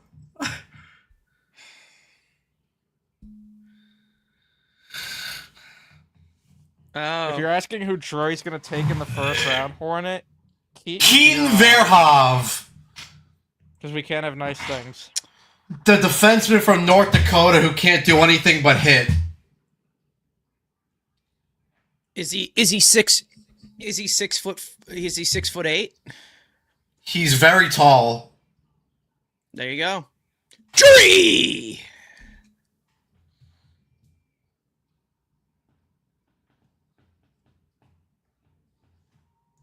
Oh, Ritter going to the Phillies. Interesting. Wait, but the question is he 6'8" or is he 6'5"?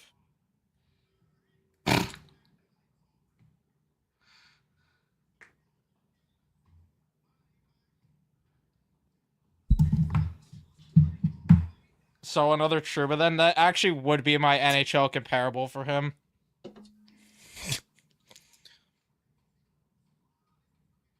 When I watched him, he reminded me of Truba. I don't get where people are saying Ekblad from with his player comp. Like, that's disrespectful to Ekblad. Ekblad has talent. Not. For, I'm so not tired of watching top this pick guy talent, Freddie but pitch. talent. Wait, who? I'm tired of watching Freddie pitch. Oh.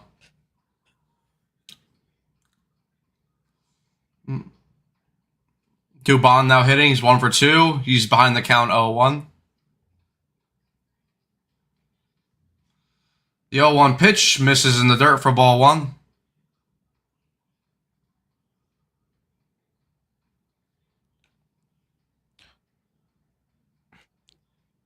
Well, the good news is, though, that according to a certain Twitter user, the Rangers are going to draft Vigo Bjork because Brunson won a chip for the Knicks, so that means the Rangers are going to draft Vigo Bjork now. The 1-1 pitch is hit on the ground. Beatty flips it over to second for the final out. I thought he overthrew Semi in there. He's the Beatty, though. He would never.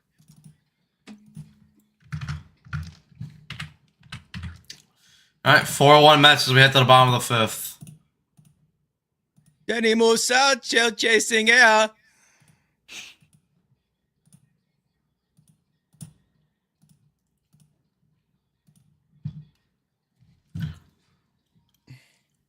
Kakko hasn't I even mean, Kakko excelled, had like really. a good stretch after he was traded, but he really sucks. Yeah, he hasn't really. Kakko's not even been good in Seattle. He had like a good first month. To be honest, nobody's really been good in Seattle. Kakko just sucks. Not good. Yeah, Kakko's not good. At But least he has was the his former teammate. scapegoat. At least he's got his former teammate Ryan Lindgren on a, what was it, 4x4. What did he get? What did Lindgren get? He got a ridiculous contract. He got like 4x5 or something. I don't know.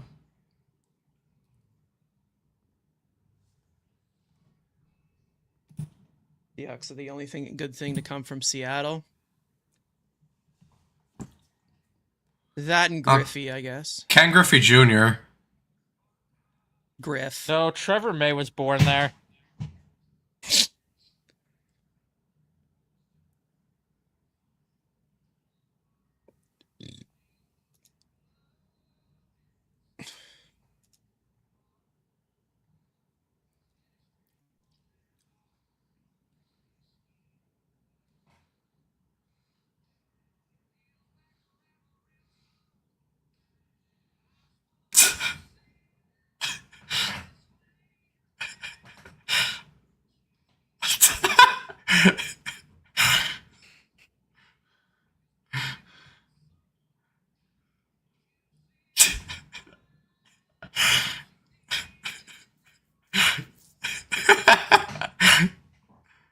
Here's AJ Ewing. Here's 2 for 2 with a double, a single, a run, and RBI. Andrew.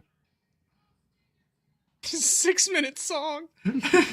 Ewing swings and misses the curveball, 0-1.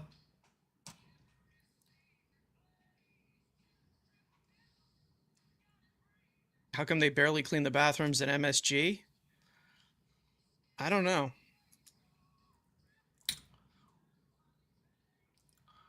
The 0-1 pitch is hit in the air, out to right field. That ball will carry, and it's going to sail out of here. AJ Ewing with the solo home run. It is 5-1 Mets here in the bottom of the 5th. His second home run of the season. You know, that's just so poetic because he shares the last name with Patrick Ewing, and the Knicks just won. Isn't that neat? How cool is that? Why'd the song stop? Because there was too much going on. I think we were overstimulated. And there's the Spider-Man mask. Triple shy of the cycle. He is a triple shy of the cycle, actually. And he could get it. He's got the bolting speed. All right, now here's Semien, who hits that ball out to center field. That ball will also carry, and that ball, wow, what a catch. Oh, wait, no, he didn't catch it. No, he didn't catch it. Solo home run, Marcus Semien. It is 6-1 Mets now. Money Mike almost stole it. Semien's 9th home run of the season. Back-to-back home runs here. On back-to-back pitches as well. Corny. I was intentionally trying to be corny there. The fucking superstitious Rangers fans. Oh my god! Oh my Semien god, it's 94! Semien thumb point OJ there. died and he was arrested the same year. Oh, he it was in his dropped glove and he fell out, yeah. Thanks for the assist, Harris.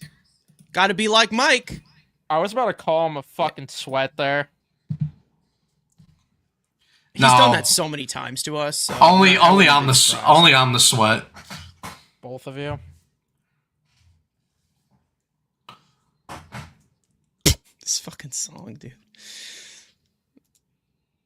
Dylan Dodd will come in for Bryce Elder as his day is done. He's given up 10 hits in 4 innings. Go fuck yourself. And of course, you got to bring in a new pitcher to plan against Beatty because Beatty is the killer of the lineup.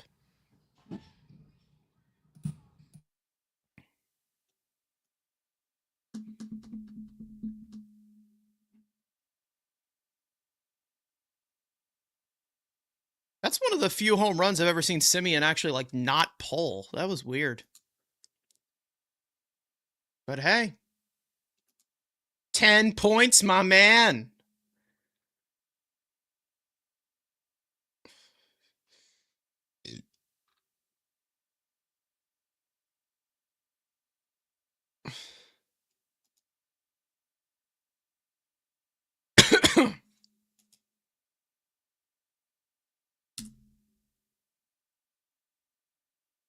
Andrew.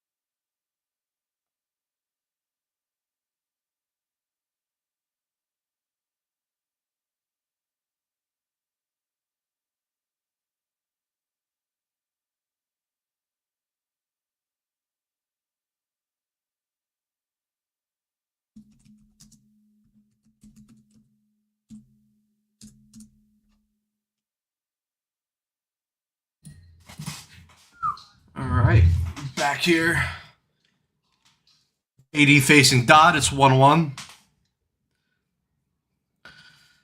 Imagine if Doze had a punt yesterday. Well, it's not a series if Doze doesn't punt at least one game.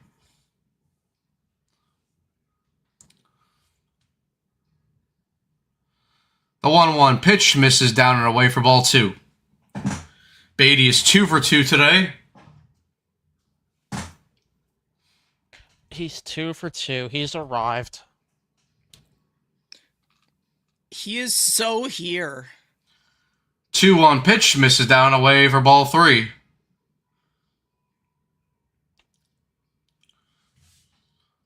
A 620 OPS. 620 OPS. It's gonna just keep going up because he's arrived. 3-1 pitch clips the outside part of the zone for strike 2, and it's a full count. All right, everyone. Get on your back. 3-2 pitch is foul back again. She wanna go viral. And on your back.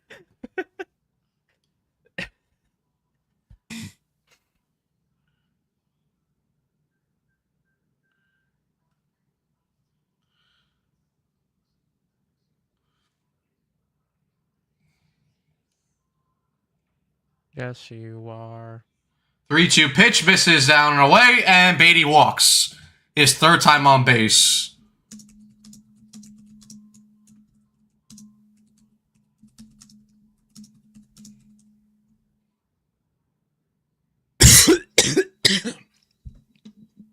You're such a dingus, you know? Belly rub, belly rub.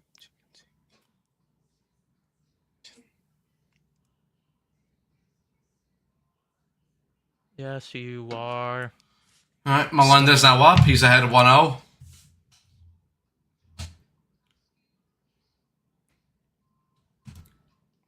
The fact that this song is allowed to be made. The 1-0 pitch hits the bottom part of the zone for strike. Oh, Melendez will challenge, but He ain't getting it. that's not going to get overturned. All the love.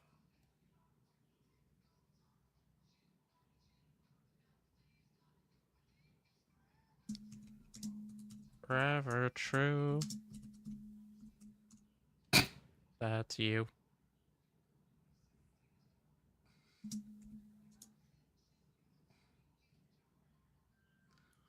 One pitch misses outside for ball 2.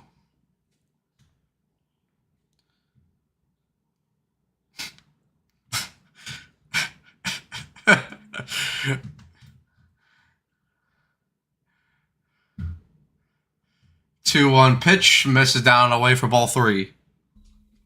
Matt was waiting for the song.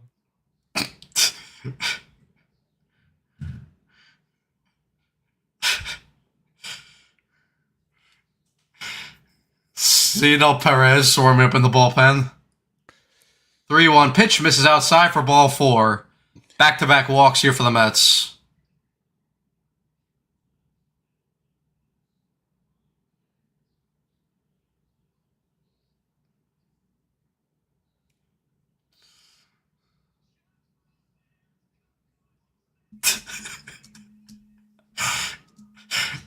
Perez now appears 0 for 2 with 2 groundouts.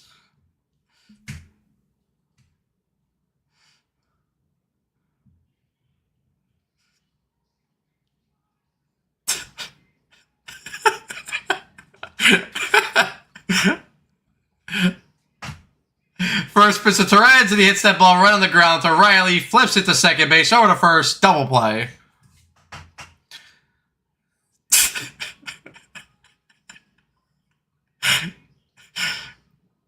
Beatty moves over to third, but now there's 2 outs. And Benj will come up now.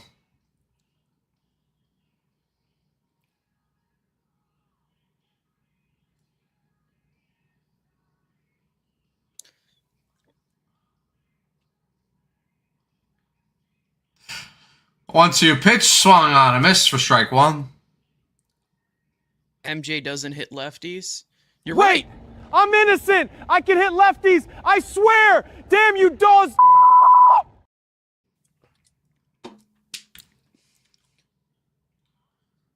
0-1 pitch. Bench swings through that high fastball again, and he's now down the count 0-2.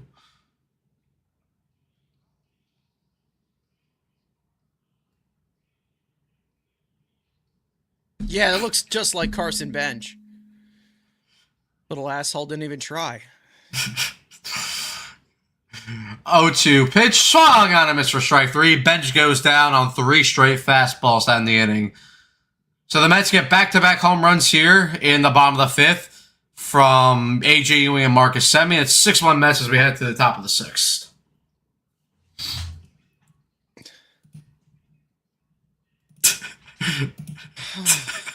What the memories, man. I remember it like it was just yesterday. It might have been just yesterday, honestly. After the next win, celebrate, right? Yeah, well, ever since Chuck's passing, it's been difficult to deal with a ghost. Like-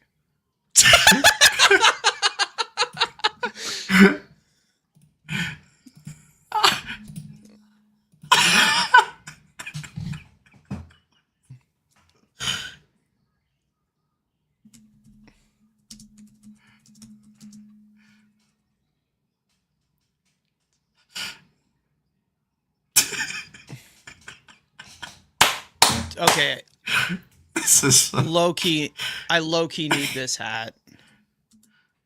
Low-key need this hat.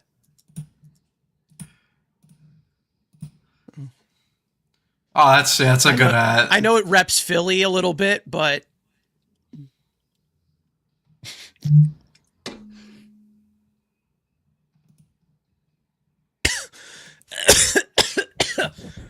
oh my god. Okay.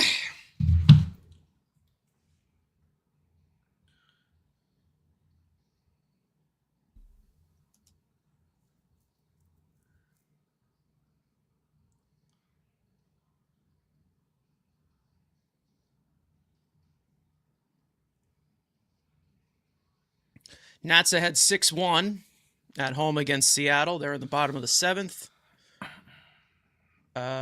Phillies down 4-0 on the road in Milwaukee. And we also have, let's see, Miami beat Pittsburgh 4-2 on the road. This has been your out-of-town scoreboards in the National League East.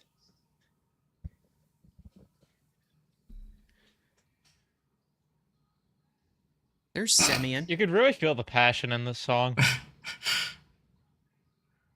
Why do you think I'm sweating right now? All right, Perez will come in to face Matt Olson. First pitch hits the knees for strike 1. They've been using this dude a lot. We need a Chuck Norris version of that picture. 0-1 pitch misses down and away for ball 1.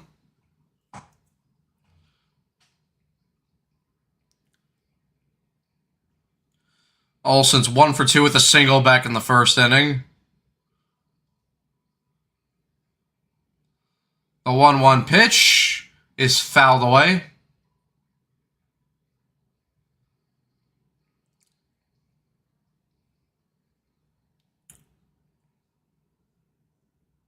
I'm gonna cry from that song. That was just beautiful. It's That was really- beautiful poetry.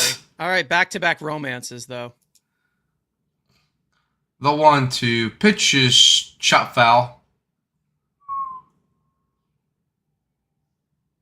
Look Castro into pitch. What? at shirt that does he hat. have on? Look at that hat and shirt. What shirt? Oh my god, the aura! Look at the aura, man! Bro's legitimately mogging the best broadcasters in all of baseball. Isn't that crazy? The 1-2 pitch fouled away. Baseball on ABC, man. Wow. It's been a while since that's happened, Share to count. I think.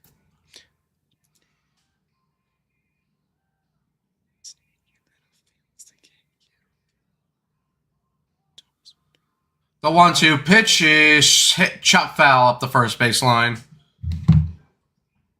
I'm about to crash crash a World Cup party with all my Knicks gear. W. We did it, man. We actually fucking did it. I earned this. 1-2 pitch, foul away again. Up. Winky face and yup.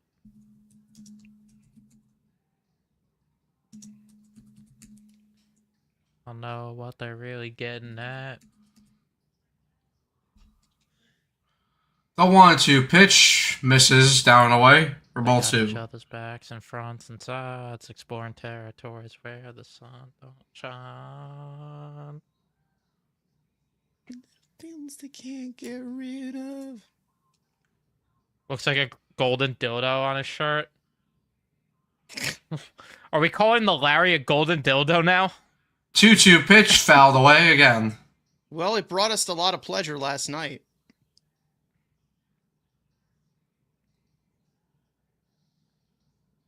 I guess I ordered one on Amazon Prime then last night.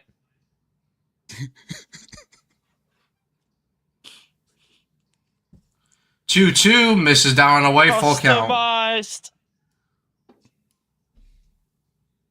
It arrived just in time. Um, 3-2 pitch is hit in the air, out to center field. Ewing takes a couple steps in, and he'll make the catch for the first out.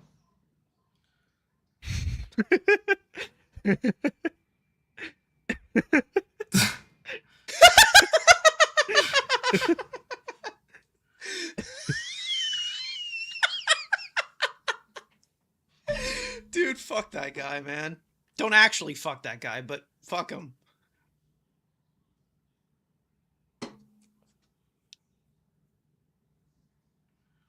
All right, first pitch to Albies. The silver And one's that in the fourth. Just misses for ball 1. Or just misses his foot for ball 1. oh, this is my favorite part. The violin at the end. You'll never hear the end of this Beatty day, Carson. Dude, the Knicks are the kings of the world right now. I could give a rat's ass.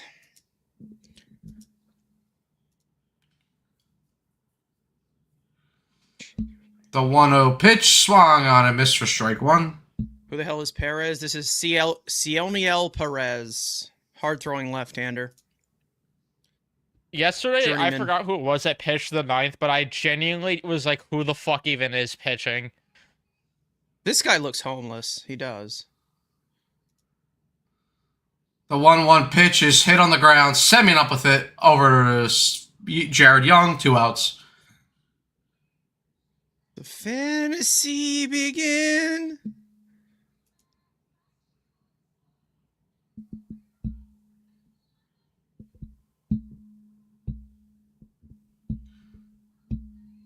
James Karinchak warming up in the bullpen. The biggest sticky stuff victim of all time, James Karinchak. This guy's still in the league? Yeah, I was surprised, to be honest. First pitch to Dom Smith is hit on the ground, right at Semyon, who comes up with it.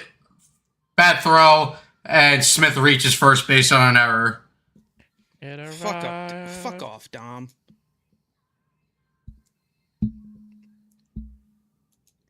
Taking it off. It in my favorite make-believe. Yes. Doug, whoever your fantasy commissioner is doing it wrong then. Because I subbed out wins for something else in my fantasy league. Yeah, wins are just the dumbest stat to acclimate in fantasy now, because most of them go to relief pitchers anyway. This is the guy where I was like, who the fuck even is this pitching? He's Who's a that? minor leaguer. Yeah. Who's that? Oh, Duarte from AAA.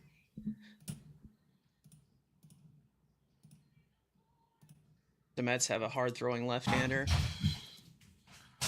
Yep. Given and your infinite. Infinite. Hit add to cart. Manifest. I'm playing pretend. First pitch to Riley, misses down and away for ball 1. Is there a reason why Peralta Riley's over 2-2 Papa. I'm gonna guess the up downs and the workload. He had a really rough first inning, so 1-0 pitch, and that goes to the backstop, and Smith goes to second base. and Big Belly Smith hobbles over to second. October 31st. Ray and I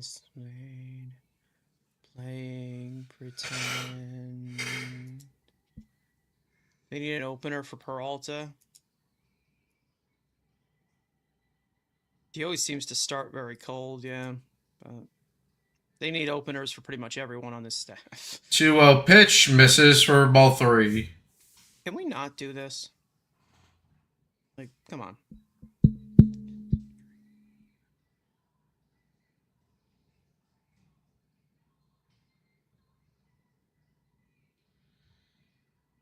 (3-0) in there for strike 1.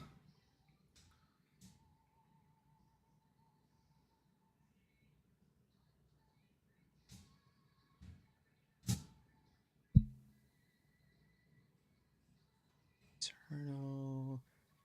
You did certain day. 3-1 pitch, misses outside for ball 4. Riley walks.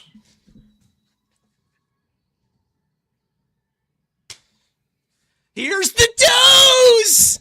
I love the dose! Dose! Dose! Dose!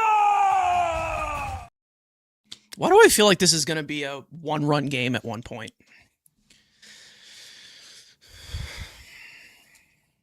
Here's Eli White.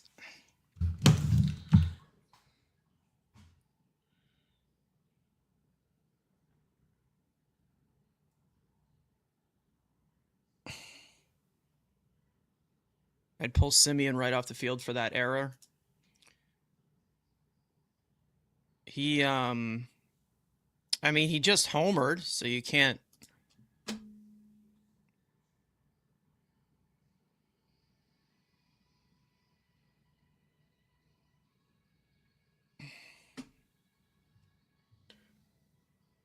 If they get an opener for Freddie, then you'd have to take him out in the 6th every single start. And he claimed he's a 6 innings pitcher after all. Yeah, I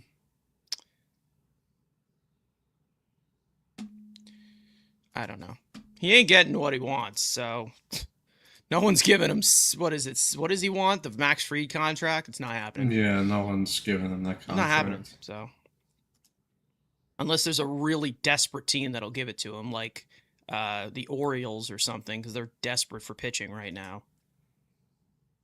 So sick of lazy errors. Yeah, you can say that for pretty much the entire team. Except Jared Young. He's pooks. Jared Young's the best.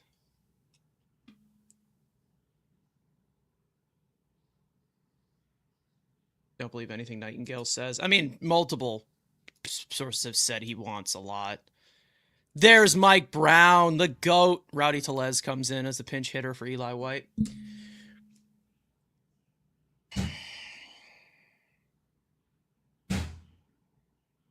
There's Ben Stiller. Pandemonium. Pandemonium. Like, legitimately, the Mets could blow this game, and I would not give a shit. I deadass would not give a shit if they blew this game. They probably will. Who knows? But, like, you can't ruin my mood. It's impossible. First pitch to Tellez. Torrance, bro, get the...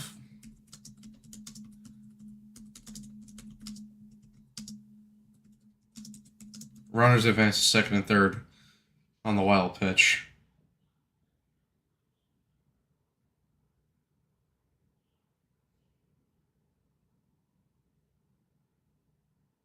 Yeah, good luck to Peralta. Yeah, I ain't given shit.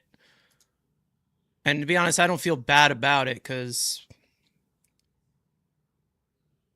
I don't feel really bad about it because what's his name?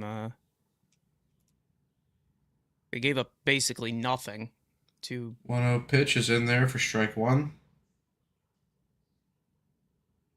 a wild pitch.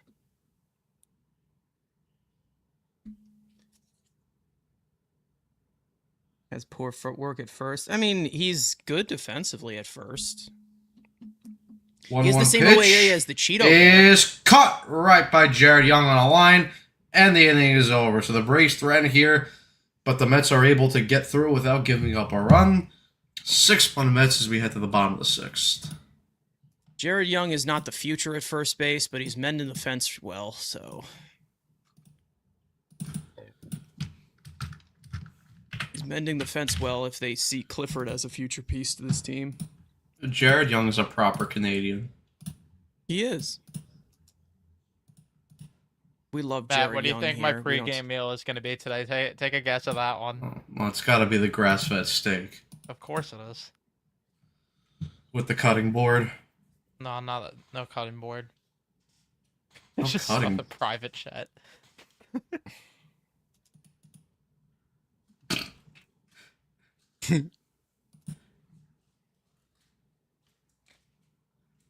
No, not tacos. Tacos would be fire, but not tacos. Can someone pull up a Mets staff ERA with Alvarez and Terens? Yeah, no, Terens, it's a massive difference. Hold on, I could probably pull that up for you. Mets.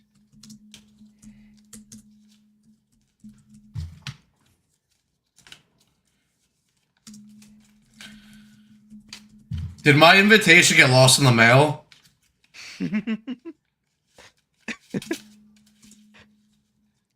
Bro thought he was going to be invited to the function.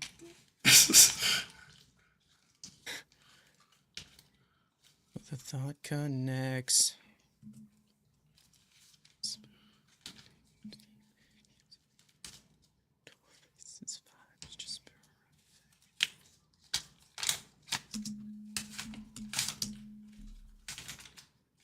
Mets pitchers this year have a 4.26 earned run average with Alvarez behind the plate. With Luis Terens, they have a 3.58. So, yeah.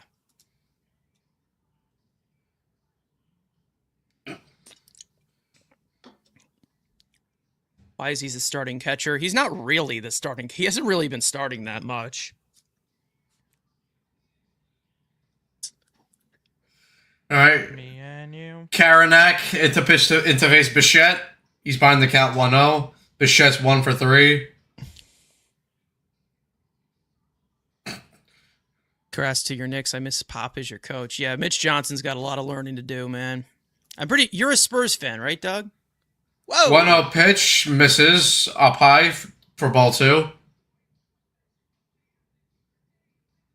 How about Bo, man? Bo's looking better, man. You getting there? Well, he's opting out. 2-0 pitch fouled away. Lock in. Could you imagine? Or in the Could you booth. imagine he finishes the OPS under 700 and then just leaves all that money on the table? I mean, good for him if he does it. Go back, get your bag, sweetheart. Go back, go get your bad pook. Not here, but 2-1 pitch swung on a miss at the high fastball. to be honest, I hope he opts into the contract. To be honest, because I don't want to watch Beatty at third base. I don't want to give this team any ideas. 2-0 pitch misses up and in, full count. Well, we don't need Bo. We got Beatty. Beatty's the future. He's only 34.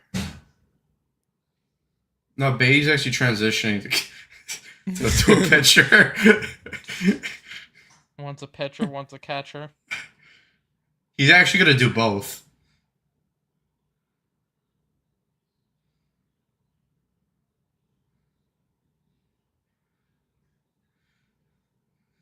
3-2 pitch, and Bichette fouls that fastball away.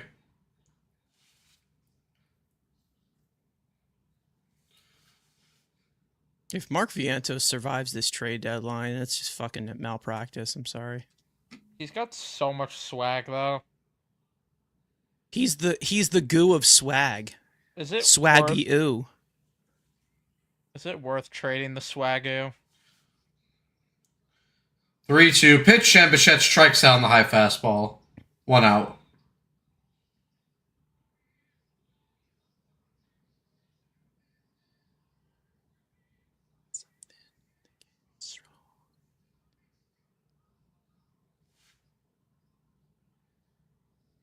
All right, now here's Soto. He's 1 for 2 with a single and a walk and a run scored.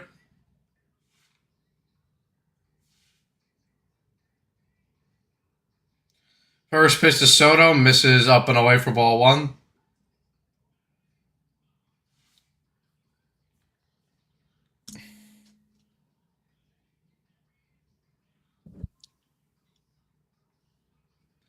One 0 pitch, misses upstairs for ball 2.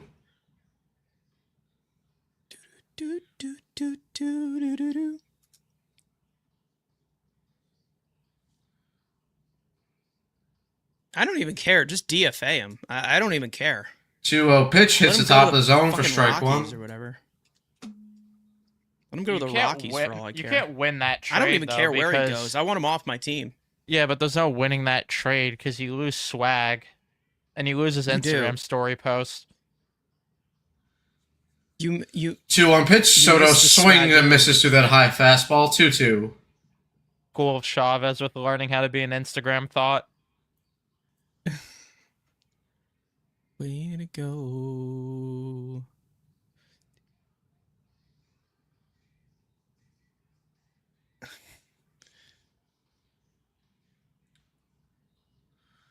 Two pitch. Soto takes that pitch inside in the dirt. Full count.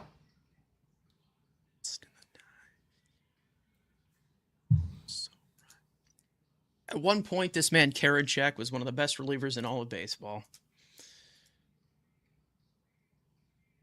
And then the sticky stuff. Ian's 3-2. got him. Soto fouls that fastball back.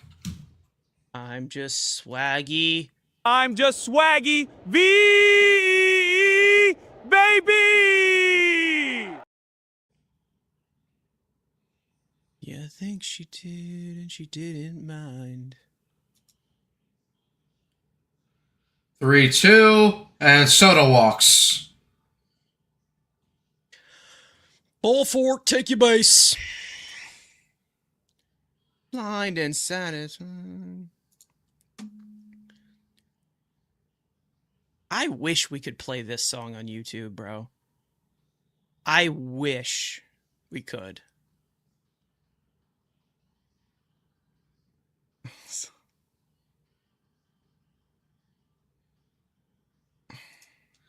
First pitch to Jared Young. Misses up and away for ball 1. Bro, it's genuinely time to put all the baby Mets up for adoption. Beatty, Vientos, Alvarez, Mauricio, even though I think you're a fallen king. Might be time.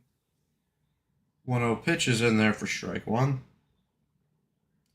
Like, can we put all of them up for adoption?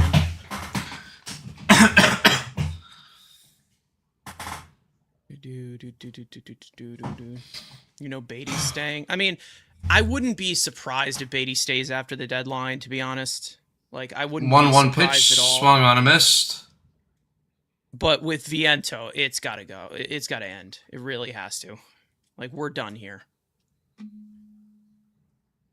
I don't know how long you can continue this on. Like, Beatty can I'm at least be over- playable. He sucks, but he can be playable. I'm Karinchak Alvarez with a as throw much as over. I'm over Vientos. What happened? I'm over Alvarez as much as I'm over Vientos. Same here. You have every right to be. They give you next to nothing. A 1-2. Misses up and in for ball 2. Like, tell me what Alvarez gives you that Luis Torrens can't give to you. The occasional home run every 15 days. He gives. I don't know what he gives. Woo! Soto is thrown out, and Jared Young also strikes out, so it's a throw him out double play. Throw him out, strike him out double play. The inning is over. To the top of the 7th we go, 6-1 Mets. He gives the best vibes. The thing is, like, guys, does Sandy Leone not look like he's like an old man who's been through some shit? Like, can never fade.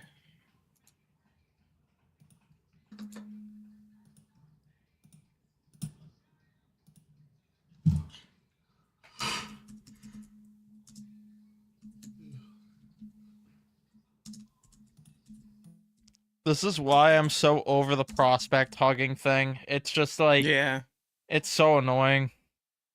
That's why when everyone was crying, like, even though Freddie hasn't been great, it was so annoying when people were crying about Sprout and Jet. Like, I'd rather you at least attempt to make a win now move.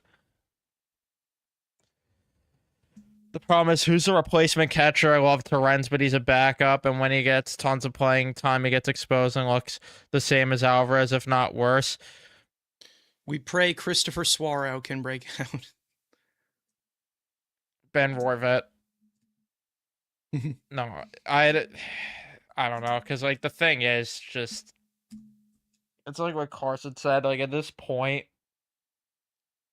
like, what does Alvarez give you that Torrens doesn't? Pretty much, yeah.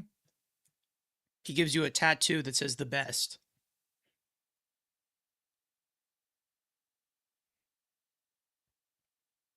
I am the best.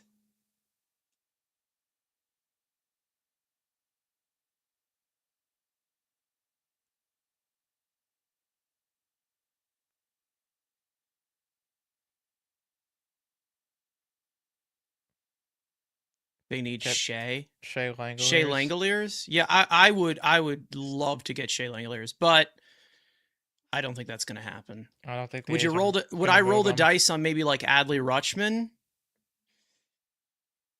At this point, what's the difference between? He's been more of a consistent player. I mean, I was gonna say, at this point, offense what's from the a catcher is difference?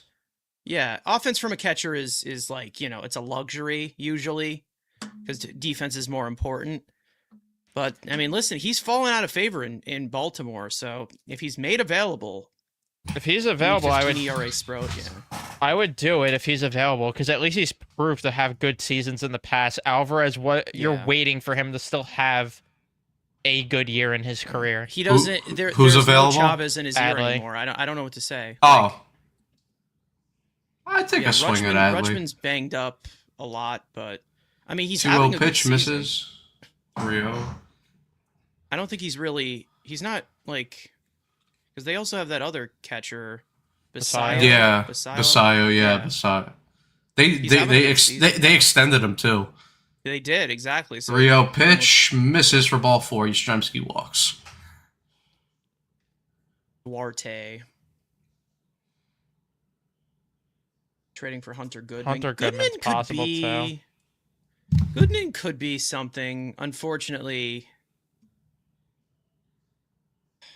yeah. I mean,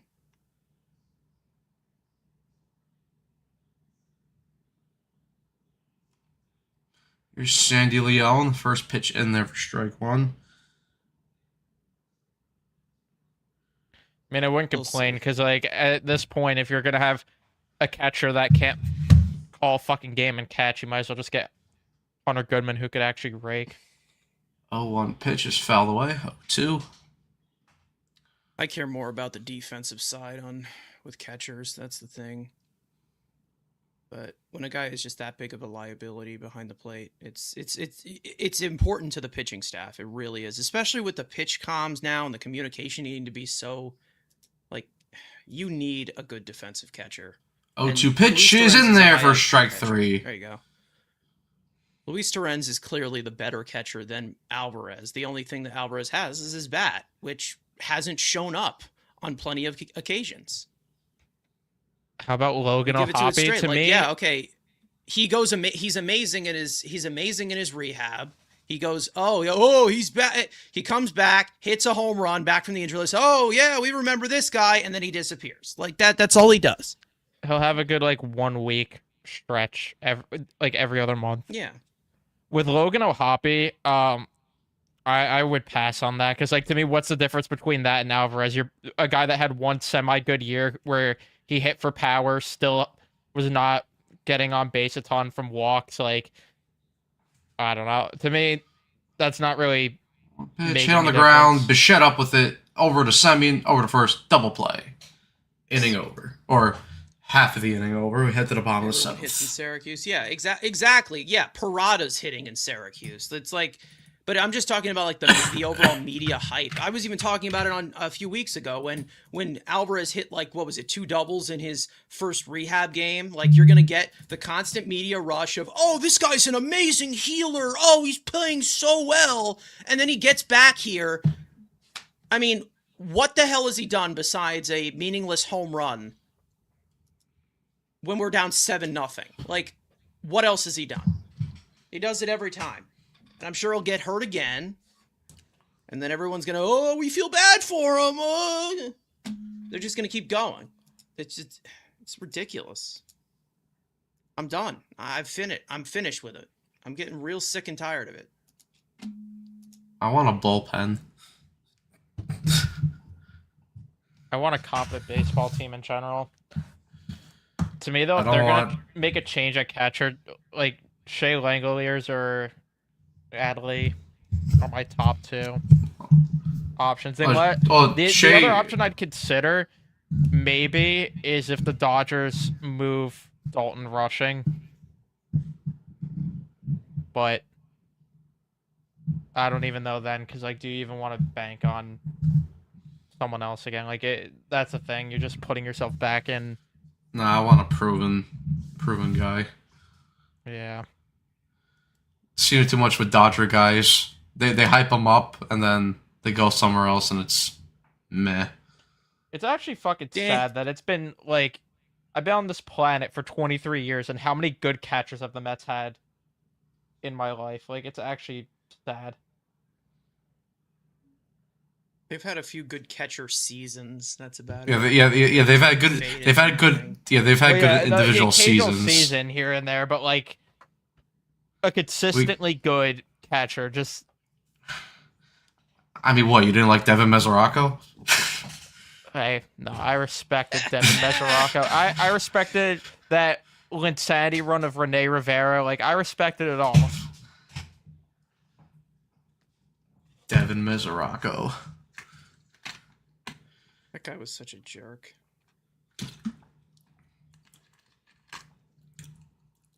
We got him for Harvey, by the way. Yeah, For those of you who don't I know. And I he refused remember. assignment after Harvey refused.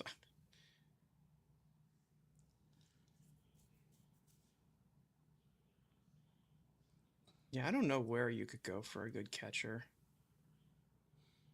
Maybe you call up Arizona for like a guy like Gabriel Moreno. I doubt they I wanna move be- him Yeah, that's my thing. because I think he's locked up to a good contract for them too. I think he's got a few years. He's like 2 years of control left. I don't think they've locked him up yet, but I'm sure that they will though. If the A's want to move Shea, I'm all down. It's just I just don't know what if the they're gonna price move him. would be for him or for Adley. Like those are the guys I would want, but I don't know the price for them. I mean, it can't be that. It can't be like high for Adley, considering that he's been hurt the last couple years and his numbers haven't been good. Shea, I can understand if the A's want to ransom There's for him also a because team he's. that is likely going to sell at the deadline. That I would ask about him, but I don't think they're going to trade him because he has so many years of control left. I would ask about Dylan Dingler because he is a really good two-way catcher. That the only way On that the happens is if the Tigers like completely decide to just tear it to the studs and give up, but I doubt that I happens. mean, their focal point is McGonigal, Green, and who's that other? Who's that other guy? Well, I mean, yeah, because Scooble's on his way out. Well, Carpenter. Maybe Carpenter. Carpenter's kind of a complimentary offensive piece. Ewing grounds out here for the first out. What Jeffers about Ryan could be another Jeffers? one. Yeah, that's an option. I don't know. The problem with him is I think he has health issues, if I'm not wrong. I think you might be talking about Mitch Garver, but Well, I know Jeffers has missed a lot of time this year. I'm not sure about last year, but no, you're right. He's out a lot. First pitch to Semyon is in there for strike one. He can hit though. There's not a lot of great catchers. That's the thing. I'd say that there's a decent selection of guys who can hit in comparison to what it was like 2 years ago. But yeah, you're right. It's top heavy. The 0-1 pitch misses for ball one. So you got to fucking develop your own. You got to develop your own catcher. Yeah. Well, we'd hope that Chris Suaro could turn into something, but 1-1 pitch he hasn't really had misses the for best ball two. offensive season. Still hits bombs though. you either have to draft your own catcher or you have to catch lightning. You have to catch lightning in a bottle and like find someone that's just being thrown to the curbside and hope that you could turn them into something. 2-1 pitch is popped up. Olsen underneath it makes the catch. 2 outs. It's true, Suaro's Doug. batting You don't win a 192. championship unless you have a good catcher. True. And now here's the mighty Brett Beatty up for his She 4th wanna go AB. viral. Well, the thing is, JS, I wouldn't buy on a catcher unless they have years of control right now. Like, Yeah. because I agree, there's no world where the Mets should be buying rentals. But if you're trying to sell the idea of, okay, we're gonna buy guys with control. If we go on a miracle run this year, great. If not, we try to bounce back next year. You could sell me on that, but buying rentals would be stupid. No, they Personally, shouldn't I don't buy even know where the rentals. fuck you go with this team. Like that's a different conversation as a whole, but Well, you have to call up. I don't you even- should call I don't up even- Baltimore and see if they could trade us Pete Alonso back because we made a mistake. So Even if they get back into it, I wouldn't even. I don't even well, want to buy rentals. if they get back into it, it would be because of Francisco Lindor willing his way. Like, let's be real. Yeah, but if they get back into it just because the team is constructed in a way where there's so many short-term contracts, I don't really want to buy rentals. I don't because you just- only could buy guys with control. There's no reason to buy rentals. That's what they Yes, should have sir. done last year, though, too. Like, I will never understand why. I get that they really need the quantity over the quality at the time for relievers, but they really should have just made the all-in move to get Duran at the deadline last year. yeah, and the Especially if you weren't gonna go all in to keep Diaz, like that to me is also where it's like, why'd you not just go in to get Duran? It's two Beatty because walks. Stearns wanted his guy with Williams. Like, it was clear that he wanted Yeah. him. You're not wrong. Well, I mean, you still could have had Duran and Williams because they were interested in having both Diaz and Williams, so still could have had True. both. I think the second they signed Devin Williams, that Diaz was out of here. I think he was hurt by it. I really do. But hey, Then, he then also he's hurt a a bunch of bitch. chickens in cockfights. So listen, Well, then he's a not my bitch. problem anymore. Not my problem anymore. The thing is, Doug, like, who was available at the deadline last year on the starters market? Like, that's always the point I go back to. I would agree, but who was even the best starter moved last year? What's the name that went to the Rangers was, right? Merrill Kelly. Merrill Kelly. Yeah, that was probably the best option that got moved. And You heard some buzz about Joe Ryan. That was about it. But Yeah. And- that didn't happen. And then the occasional Sandy was going to get moved, but he never Sandy, did. but I think Sandy gets moved this year, though. He's going to get moved this year, which I wouldn't be surprised if the Mets. I think the Really Mets wanted will. Mason Miller. Yeah! But AJ Preller offered up. Yeah, I think the Mets. Miller was not happening. I think the Mets do trade for Sandy this year only because that's gonna be the backup plan for Freddie because they're not gonna resign Peralta, especially if he's steadfast on that contract that he wants, which no one's gonna Marlins give love to him. Beatty. To be honest, we need to keep Beatty because he's big friends with Sandy. I've heard.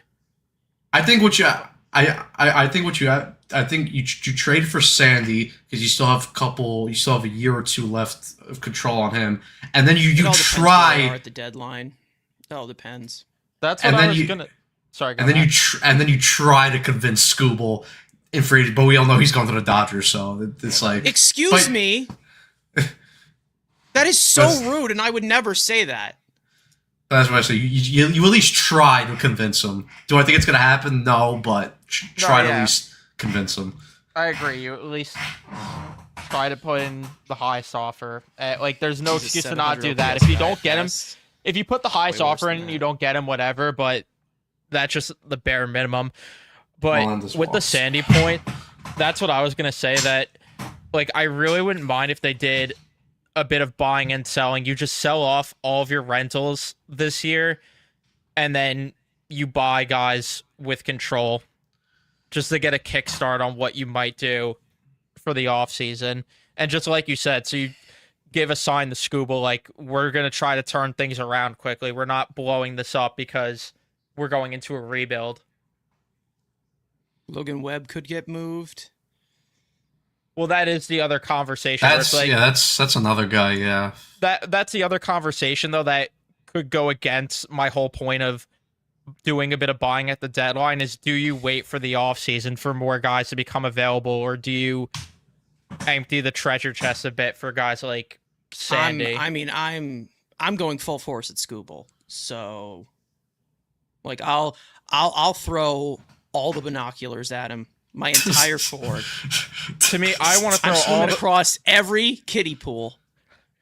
to me, I want to throw all the binoculars at Scooble and another starting pitcher. Like, I'm tired of watching this team trot out the same fucking slop they have the past half decade now. what about McGill gonna be back next year? Oh, fucking wonderful. Yeah, another year of Tyler McGill. Magoo! We're going to keep David Peterson around. Like, I can't No, but fucking do it. Oh yeah, well Peterson's gone. Peterson better be Holmes gone. is That likely was gone.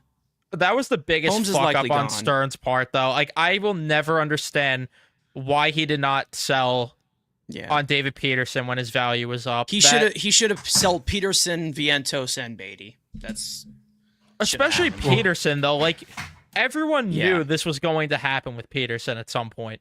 1-2. Torrens fouls it off. I guess he Yeah, saw his Holmes- depth.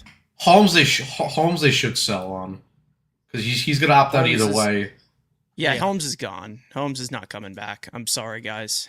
Hate to break it to you. They'll That's go what after fucking Shane sucks. They're McClanahan gonna have to 'cause he's like always rebuild hurt. the entire rotation next season.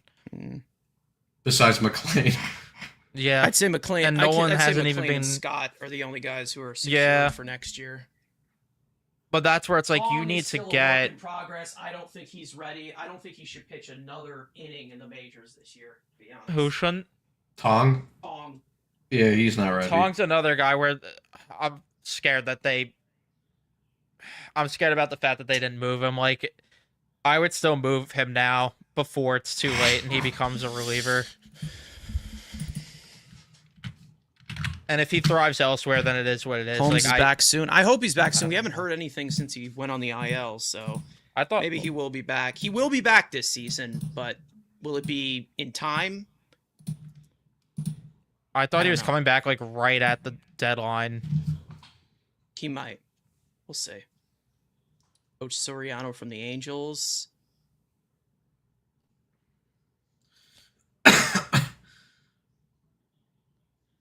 Soriano's pretty nice.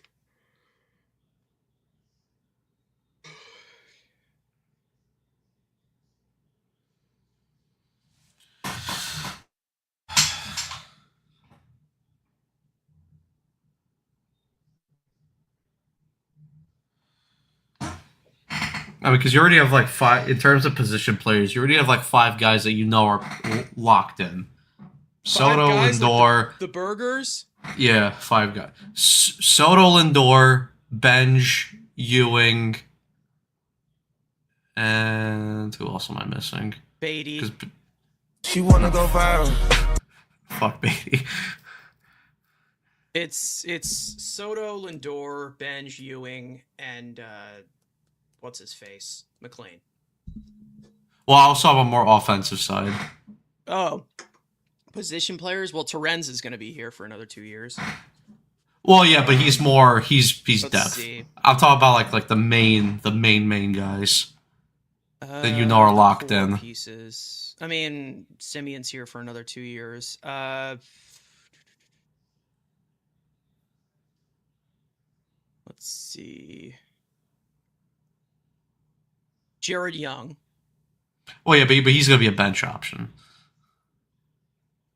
No, And a he's your starting rotation. first baseman.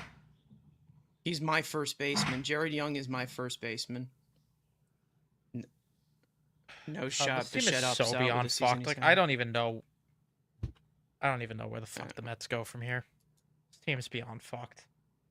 It's crazy because we say that and then they end up going on a run. It's like because I remember doing that in 2024. We're like, okay, if I remember saying I'd be like, oh, well, if Nimmo or Lindor want out because we are failing so much, I'd be fine with it.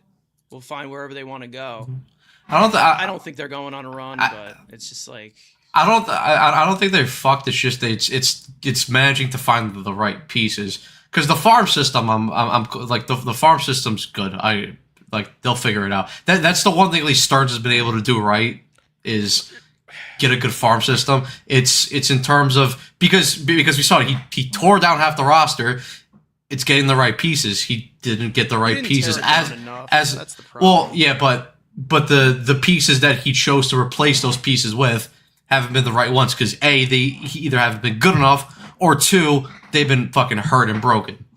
My counterpoint to that is that, like, sure, Stearns, on paper at least, and just looking at the farm system, everything's been good. But until I see it translate in the major leagues and these guys have consistent success, I can't believe into it. Like you're seeing a little bit of it. You know, you got Benj and Ewing, yes, but good. Benj and Ewing have been good, but like you still need a little bit more. All right, big boom. Big boom! Feel light flashing, left it coming in. Hear the boom crashing. AJ Minter, big boom, AJ. 6 foot southpaw, Tyler, Texas raised from. Well, but it's also the point that I agree with Carson is there's still too much dead weight on the roster that they need to shave off. And my thing is, Too many though, holes that need to be filled. Speaking of filling holes, my problem is, like, I don't know how you address all that in such a short span. Like, that's the biggest problem. Like, sure, the farm system's deep, but you're going to count on all of these guys to come up and fulfill a role and make an immediate impact. Like, that's my problem with this. that they're looking at is a nucleus of Lindor and Soto to be have a bunch of. Listen, I'm not saying it's a good plan. I'm just saying that's the plan right now. No. Like I know what the plan is. It just my problem is, I think it's way too bold of a plan. Like I don't agree with the plan, and I just don't know how you're going to get this team to be a true World Series contender, like in the semi-foreseeable future. Like, sure, maybe this team could get back to playoff contention, but World Series contention, there's so much that has to be addressed where it's like they need back-to-back years of playoff appearances first. Yeah, unfortunately, and that's the thing. People it's like want a title. I don't right even now, know how but you get to that. Like that. Yeah. For in a few years, like that's everything that touch just turns to shit. I mean, that's a problem. It just I have no idea, no clue. There's too much shit. With that being said, we need to fire the guys. This is the thing, but we do this every Yeah. every 2 years. They do this, and they get another fucking moron to replace them. Like they don't hire the correct people at all. So, like, yeah, if you want to fire Stearns, go ahead and fire Stearns. But like, who is going to solve the problem? Like, people will continue to haze the problem. They will come up with zero solution. Like, oh, AJ Preller, he's locked in with San Diego. Billy Bean, he already said no. Epstein already said no. He has his own island too. So he's got a lot to deal with. He's running for mayor. I mean, Olsen strikes out. there's just nothing. Like, No, it's I'm so done saying it's like, oh, Stern's got to go. He's got to go. That's it. Okay, what's next? Who's the next loser to come in here that we can haze in 2 years? Like, we do it every time. I'm so done. that's the thing. I'm It's like, exhausted. as much as I don't love the plan She wanna go for viral. Stearns, it's like, what is your alternative? Because if you bring in someone else, no one's going to be able to fix this for the foreseeable future No. either. It's like, what are you There supposed is to no. do? It's just you just keep going. You just like, oh yeah, just keep spending and spending and spending, and it'll end up being the wrong fucking guys. Yep. Well, the only It saving doesn't even grace. it does not the, matter. The only saving grace is you're locked into a group of guys that are not locked down for long term. That's the only thing. So at least you have flexibility with the roster. That's the only saving grace. That's the only thing. I don't know where you really just completely turn this around. Like, oh yeah, this is a sustainable winner. This is the East Coast dot. Like, how do you do that? How exactly No, do you do that? There's literally no path. Like Tell I me. said, Like, for all the genius fans that tell me constantly, oh, Stearns has to go. This guy needs to be fired. Tell me a solution then. well, Like, the this is solution the that they problem with want, me.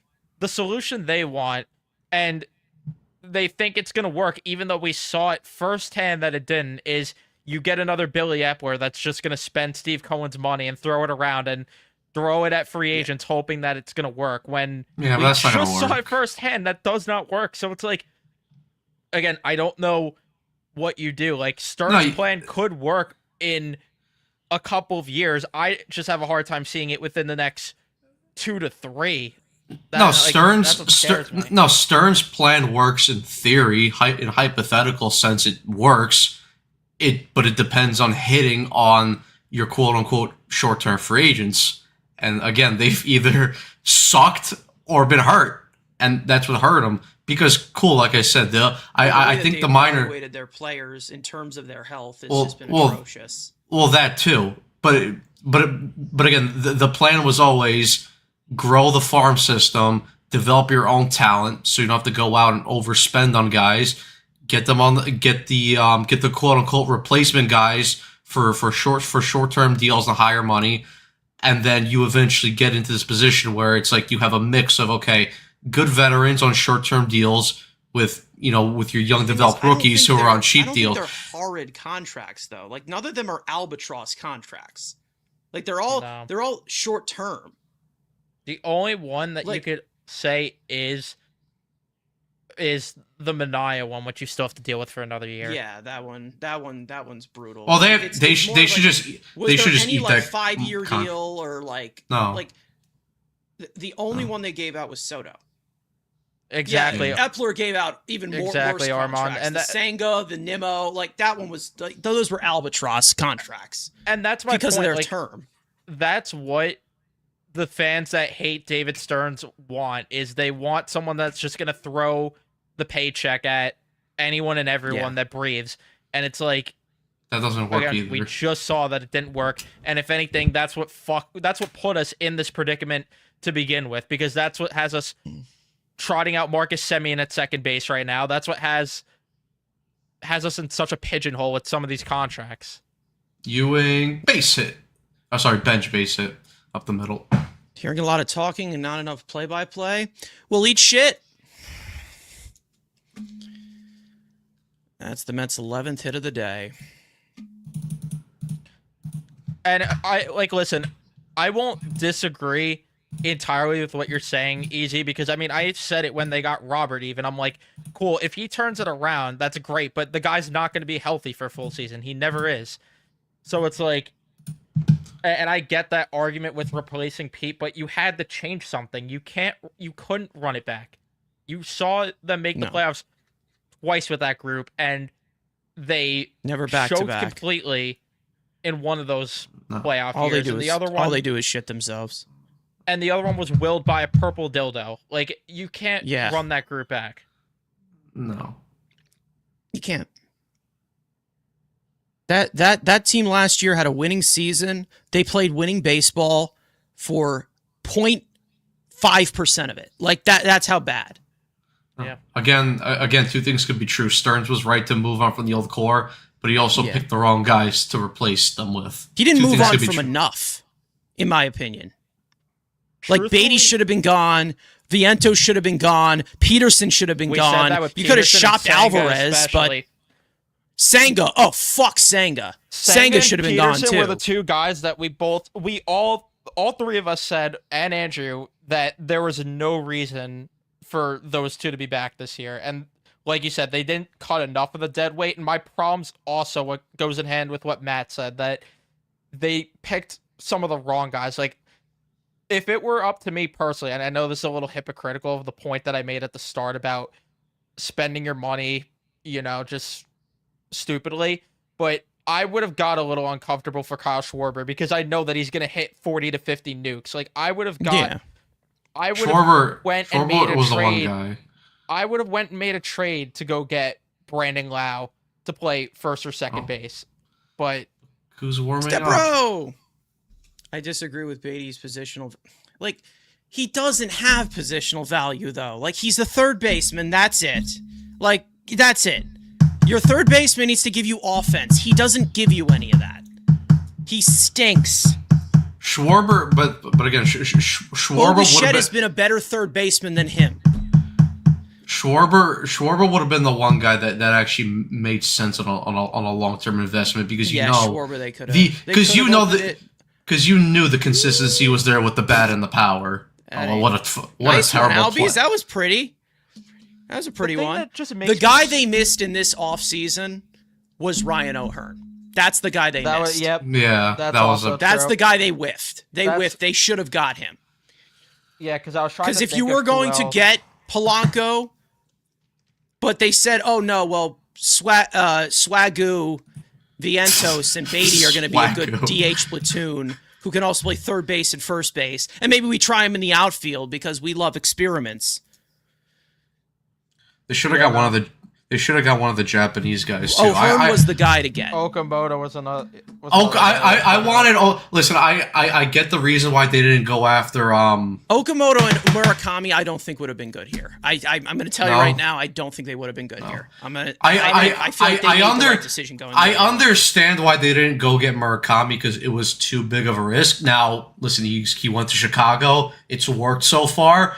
Maybe pitchers are going to make adjustments to him, and maybe we'll see that there's flaws in his game. Who knows? Okamoto's the one that I would have went after because he was the more safer I don't option. think either of them would have gone well here. Okamoto, I just- think I don't maybe think it would have, would've. but Murakami, I'm not gonna play revisionist history there because I was very vocal that Ryan wanted them to O'Hearn avoid was him. Ryan O'Hearn was the whiff. Hearn, I would That was have. the whiff. And O'Hearn, trading for and the thing that makes me mad with the Schwarber thing is now it's a second time that they fucking whiffed on getting Schwarber, because they should have done it the first go around. Unless he just told them that he just really wanted to go to Philly. I didn't That's the think he only was thing. go- But I didn't think he was leaving Philly. But My thing they is you should've- put him in a position where he well, yeah, you should they have offered him tried. 40 a year. really They should offered have 40 went, a year. they should have went one more year, and that was my biggest Probably should've, complaint yeah. with Stearns this entire offseason is that there were a couple times he needed to step out of his comfort zone. I thought he should have for Schwarber. The other one I wish he went out of his comfort zone for once Diaz left was Robert Suarez. I wanted him On to go an Soto, extra year. base that hit. worked. 2 runs will come in to score. 8-1 Mets. 2 RBI single for Juan Soto. Jorge was a bigger risk than Murakami. No. No, I disagree with No. that. And I get that you're talking about putting a guy out of position, and that's going to be That's the argument. That's but- revisionist history. Yeah, but- 100%. And because there were legit concerns with Murakami's game translating to the MLB. I also just didn't think it was a good fit for him. I didn't think that New York was going to be a good fit for him. And Jared Young blooper caught by Albies on a line, 1 out. But that is the one thing, like Evan was saying. It's like if Stearns is ever going to turn it around here, and I have my doubts now, just because again we've seen over a 3-year sample size. If he does it, cool. I will say that I'm wrong. But the only way he's going to do it is if he steps out of his comfort zone a little bit. You can't always go. You can't always go the safe route, because even Andrew Friedman said it with Dodgers. Said if you think rationally about any free agent, you're never going to sign him. Sometimes you just have to step out of your comfort zone and say, listen, it's a risk, but you know what? Fuck it. We're trying to win. And again, you shouldn't do that for every single free agent, but there's a couple exceptions where you go, okay, this is the right guy to go after, and maybe offer him, the extra year when maybe, you wouldn't have done it in another sense. Schwarber would have been that guy that the Mets should have offered the 1 more year. Again, maybe there's a possibility that he just wanted to stay to Philly, but again, you should still try and go after him and offer what you can. It's the same thing with Skubal this offseason. Listen, Skubal might already have his mindset and saying, I'm going to the Dodgers. That doesn't mean that you still don't go to him and say, listen, we're going to give you whatever you want to come here. If you still say no, okay, listen, at least we did what we could. Yeah. Well, they tried to get Tucker. Bro ran from the grind. Well, Tucker, They yeah, didn't that's try or not anything. No, they offered him. I don't Honestly, know. kind of dodged There just the still bullet with seems like there's Tucker something because- missing with the way that they approach this thing. That's the thing. Max Fried too. Max Fried, I wouldn't have given that. No, contract. that was I'm not no. giving Max Fried that deal. And like we all are in agreement with the Max Fried contract. We were at the time too that he'll be good the first few years, but the end of that contract's going to be an Pitchers are a albatross. little bit different, but more about the bats. And I get what you're saying, Easy, but my thing is, like, you go the extra year and slightly the extra mile in the blue forward just to make sure you have a chance to potentially poach Schwarber from Philly. But they didn't even do that. Like, I get wanting to only shop and get aggressive in the A-tier free agents, but to me, I think that was a miscalculation by Stearns that I think Schwarber was an A-tier level free agent, despite his age. Schwarber is an A-tier level. Despite his age and Yeah. despite being a DH only, he's hitting you 40 to 50 nukes a year. Like, I'm sorry, but that's just a miscalculation. But Evan, you should have just paid Pete Alonso then. That's true. Cheeto I Bear. know, like Pete Alonso's so much better than Schwarber. It's sad that we fucking share oxygen with people. It's that think actually insane how there's Mets fans that actually believe that. It's crazy. Well, yeah. Well, because does Kyle Schwarber have a burger named after him? I don't think Does so. Kyle Schwarber have 2 home run derby titles? What's the biggest contract he's gave out outside of Soto? What is the biggest contract? Probably Manaya. Or the Bo one. Or technically it's Bo. I mean, yeah, but if he opts out, then Total value. Well, yeah. And- Total value, it's Bo, but in terms of non-opt-outs, it's or did Manaya have no, I don't think he had an opt-out on this one. So then, yeah, that's No, he had Manaya, deferred 3. payments. Yeah, he had deferred. payments, but So, yeah, then it's Manaya, 3s for 75. he has not given out a 4-year deal yet. He didn't even give out a 4-year deal to Mendoza. So, I don't think Why don't you let that simmer? Listen, I know the three of us would not have been killing Stearns if Tucker was not working out here, but there would have been Met fans that would. But the three of us, I'm at least speaking for myself, but I wouldn't have gave Stearns shit if Tucker didn't work out here because you had to go for him. No, he was the biggest free agent on the market. Like if the guy doesn't perform, it's like last year when Soto was underperforming. no one was blaming Stearns for Soto underperforming. It was just Soto No, didn't have they a were good start. no, they were when he woke up, they were saying, "Oh, it wasn't even Stearns that did it. It was Steve Cohen." That's what happened. Damned if you do, damned if you don't. Like that's how the mindset will continue to be with Stearns until they actually win something. Or he gets fired. We traded for good arms and they became ass. Yeah, like, I mean, Gregory Soto is ass. Like, Yeah. Gregory Soto sucks. But it's like Tyler Rogers was one of the best relievers in all of baseball at that point. Ryan Helsley just forgot how to pitch. Oh, He Helsley forgot how to was pitch when he just- came here. yeah, Halsey was fucking. I don't understand that one still. That dude How's he just even? stunk. How's he even been doing in Baltimore? I haven't looked at his numbers. He does have Cheeto Bear with him, so That's true. probably amazing because he's a really good leader. Oh, he's in AAA right now. He is. Oh, because he's hurt. Never mind. Yeah, Okay. Halsey got it. Oh, he's Yeah, a no, 2 he's point. been okay. He has a 2.53. Okay, nice. He's been good, but he hasn't really pitched as much. UCL's. But that same argument, like we said, if Tucker came here and he would have underperformed, like we wouldn't have blamed Stearns. It's the same thing. Like I know we all hate the guy's guts in Drury, but it's like we always say, or like Evan always points out, it's like 2023. You can't really hate Drury because he went all in and got all the guys necessary. The team fucking underperformed and they fucking flunked out of the playoffs. The other years, sure, blame him. 2024, when you fucking get Jack Roslovic and Kaden. Wenberg, yeah, Kane Tarasenko, Mikola, Okay. Yeah. Mott again. Mikola. You know, it's Mikola was just a good pickup. it's just the the players surrounding those guys were a bunch of little fucking cunts and bitches. That's the Jacob Trouba.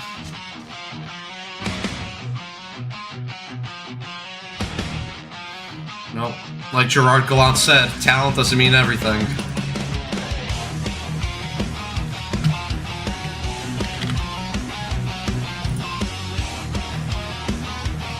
Razabon to close this one out.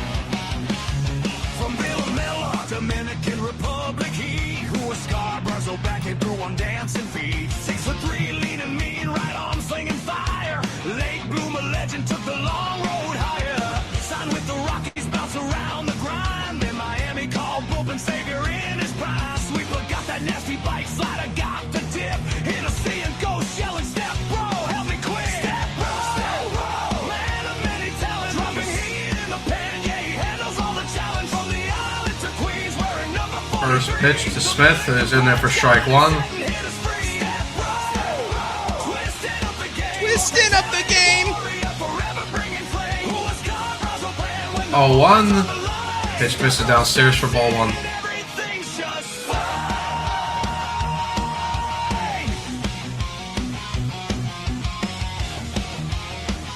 1-1 pitch is popped up just outside the infield. Semyon calls everyone off and makes the catch for the first out. That's also the other thing Man of many talents. that's also the other thing I'm wondering about is how long is he gonna wait to make the decision on Mendoza? Because I think it's such a bad look if we go into the offseason and he goes in without a contract. To me that is such a bad look. Well, I think it's an option. I wouldn't be surprised if he picks up his option. I'm gonna tell you right now, I wouldn't be surprised. Just, I don't I to know we tell might you, not man. even get baseball next year in the first place, but chalk it up if Riley- that asshole's back. Flies out, 2 outs. Mets are 1 out away from Yeah, taking it's the a series full over the option for next Braves. year. Man of many talents. Mendy's the scapegoat. Mendy has plenty to blame towards No, him. Men- There's plenty Men- of blame to go around. Listen, everyone deserves blame, but Mendoza's not a good manager. Everyone but I'm Jared sorry. Young deserves blame. There's been 3 years of evidence to show that he's just not a good manager. No.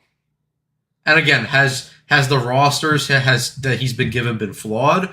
Sure, but a better manager would have worked around those flaws. Like he's just like not a good leader. pitches popped up and foul. It's just clear JD Martinez and Jose Iglesias were the managers that year. Like like there's multiple times, like even at the end of last year, I said if and listen, that last year's team was still flawed and they deserve to be broken up. But if you flip flop Terry Francona and put him with that Mets team last year, that team makes the playoffs. A better man.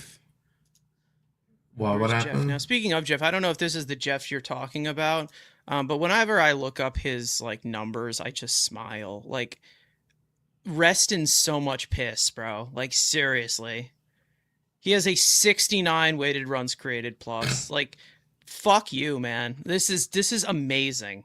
1-2 pitch, foul away. I've never Mendoza's- felt more beautiful in my life. You know? Mendoza Stearns shield. That's what I said going into the year, that it felt like Mendoza was being used as a shield.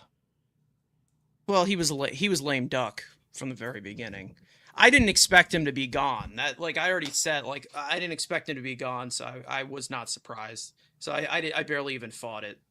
No, and that's the thing. Like, I knew they weren't going to make the change with him being the manager, but It's to me, just like, weird when it's when you switch out an entire coaching staff that you should have switched out 2 years before. that, It's weird. and it's also the fact that it's like, They again, do things so you're ass going in with a backwards. new group of players, and they're starting off like this. How do you not make the change at least earlier this especially season? when you see guys like Cora and Hit in Thompson the lose their air, jobs, too. Ewing makes One the more. catch, and the ball game is over. The Mets take the rubber match 8-1. Brazaban shuts the door, and the Mets take 2 out of 3 from the Atlanta Braves at Citi Field. They get a strong offensive performance today, couple of home runs from guys like AJ Ewing, Marcus Semien, Juan Soto with a strong day to play, Carson Benj, Brett Beatty with an RBI as well, and take the series 2 out of 3. There you go. The team's back now. And this is the thing we always say: cool, you take a series against a good team. What are you going to do next series? Because they go to Cincinnati now. They play the Reds, who are an all right team, but these are the type of teams that this team has stumbled on, and they've not been able to build momentum, especially after beating the good teams in these type of series. So 32 and They 39. never ride the lightning. They just No. never ride it, man. They're 7 games under 500. They're about. What are they? Now they're 4.5 games out of a wild card spot. So, listen, you're in touching distance. Or actually, now there's. Let's get up. Touching. Yeah. Yeah, now you can forget I'm trying to everything make this outro so physically impossible for you right now. Now you can forget everything we spoke about the past few innings. They won a series against the Braves. Yeah. World Series is back on. We're done. You go. You're the worst. So, We don't know anything. So they're 5 games out. Listen, again, it's all about building momentum. If they want any chance to make the playoffs, go beat the Reds. Sweep them. Go If take they 2 out want of the 3. seal of approval, But again, it's what we've been talking about with this team. Or their main problem this year is consistency. I know the roster's been flawed. Guys have been injured.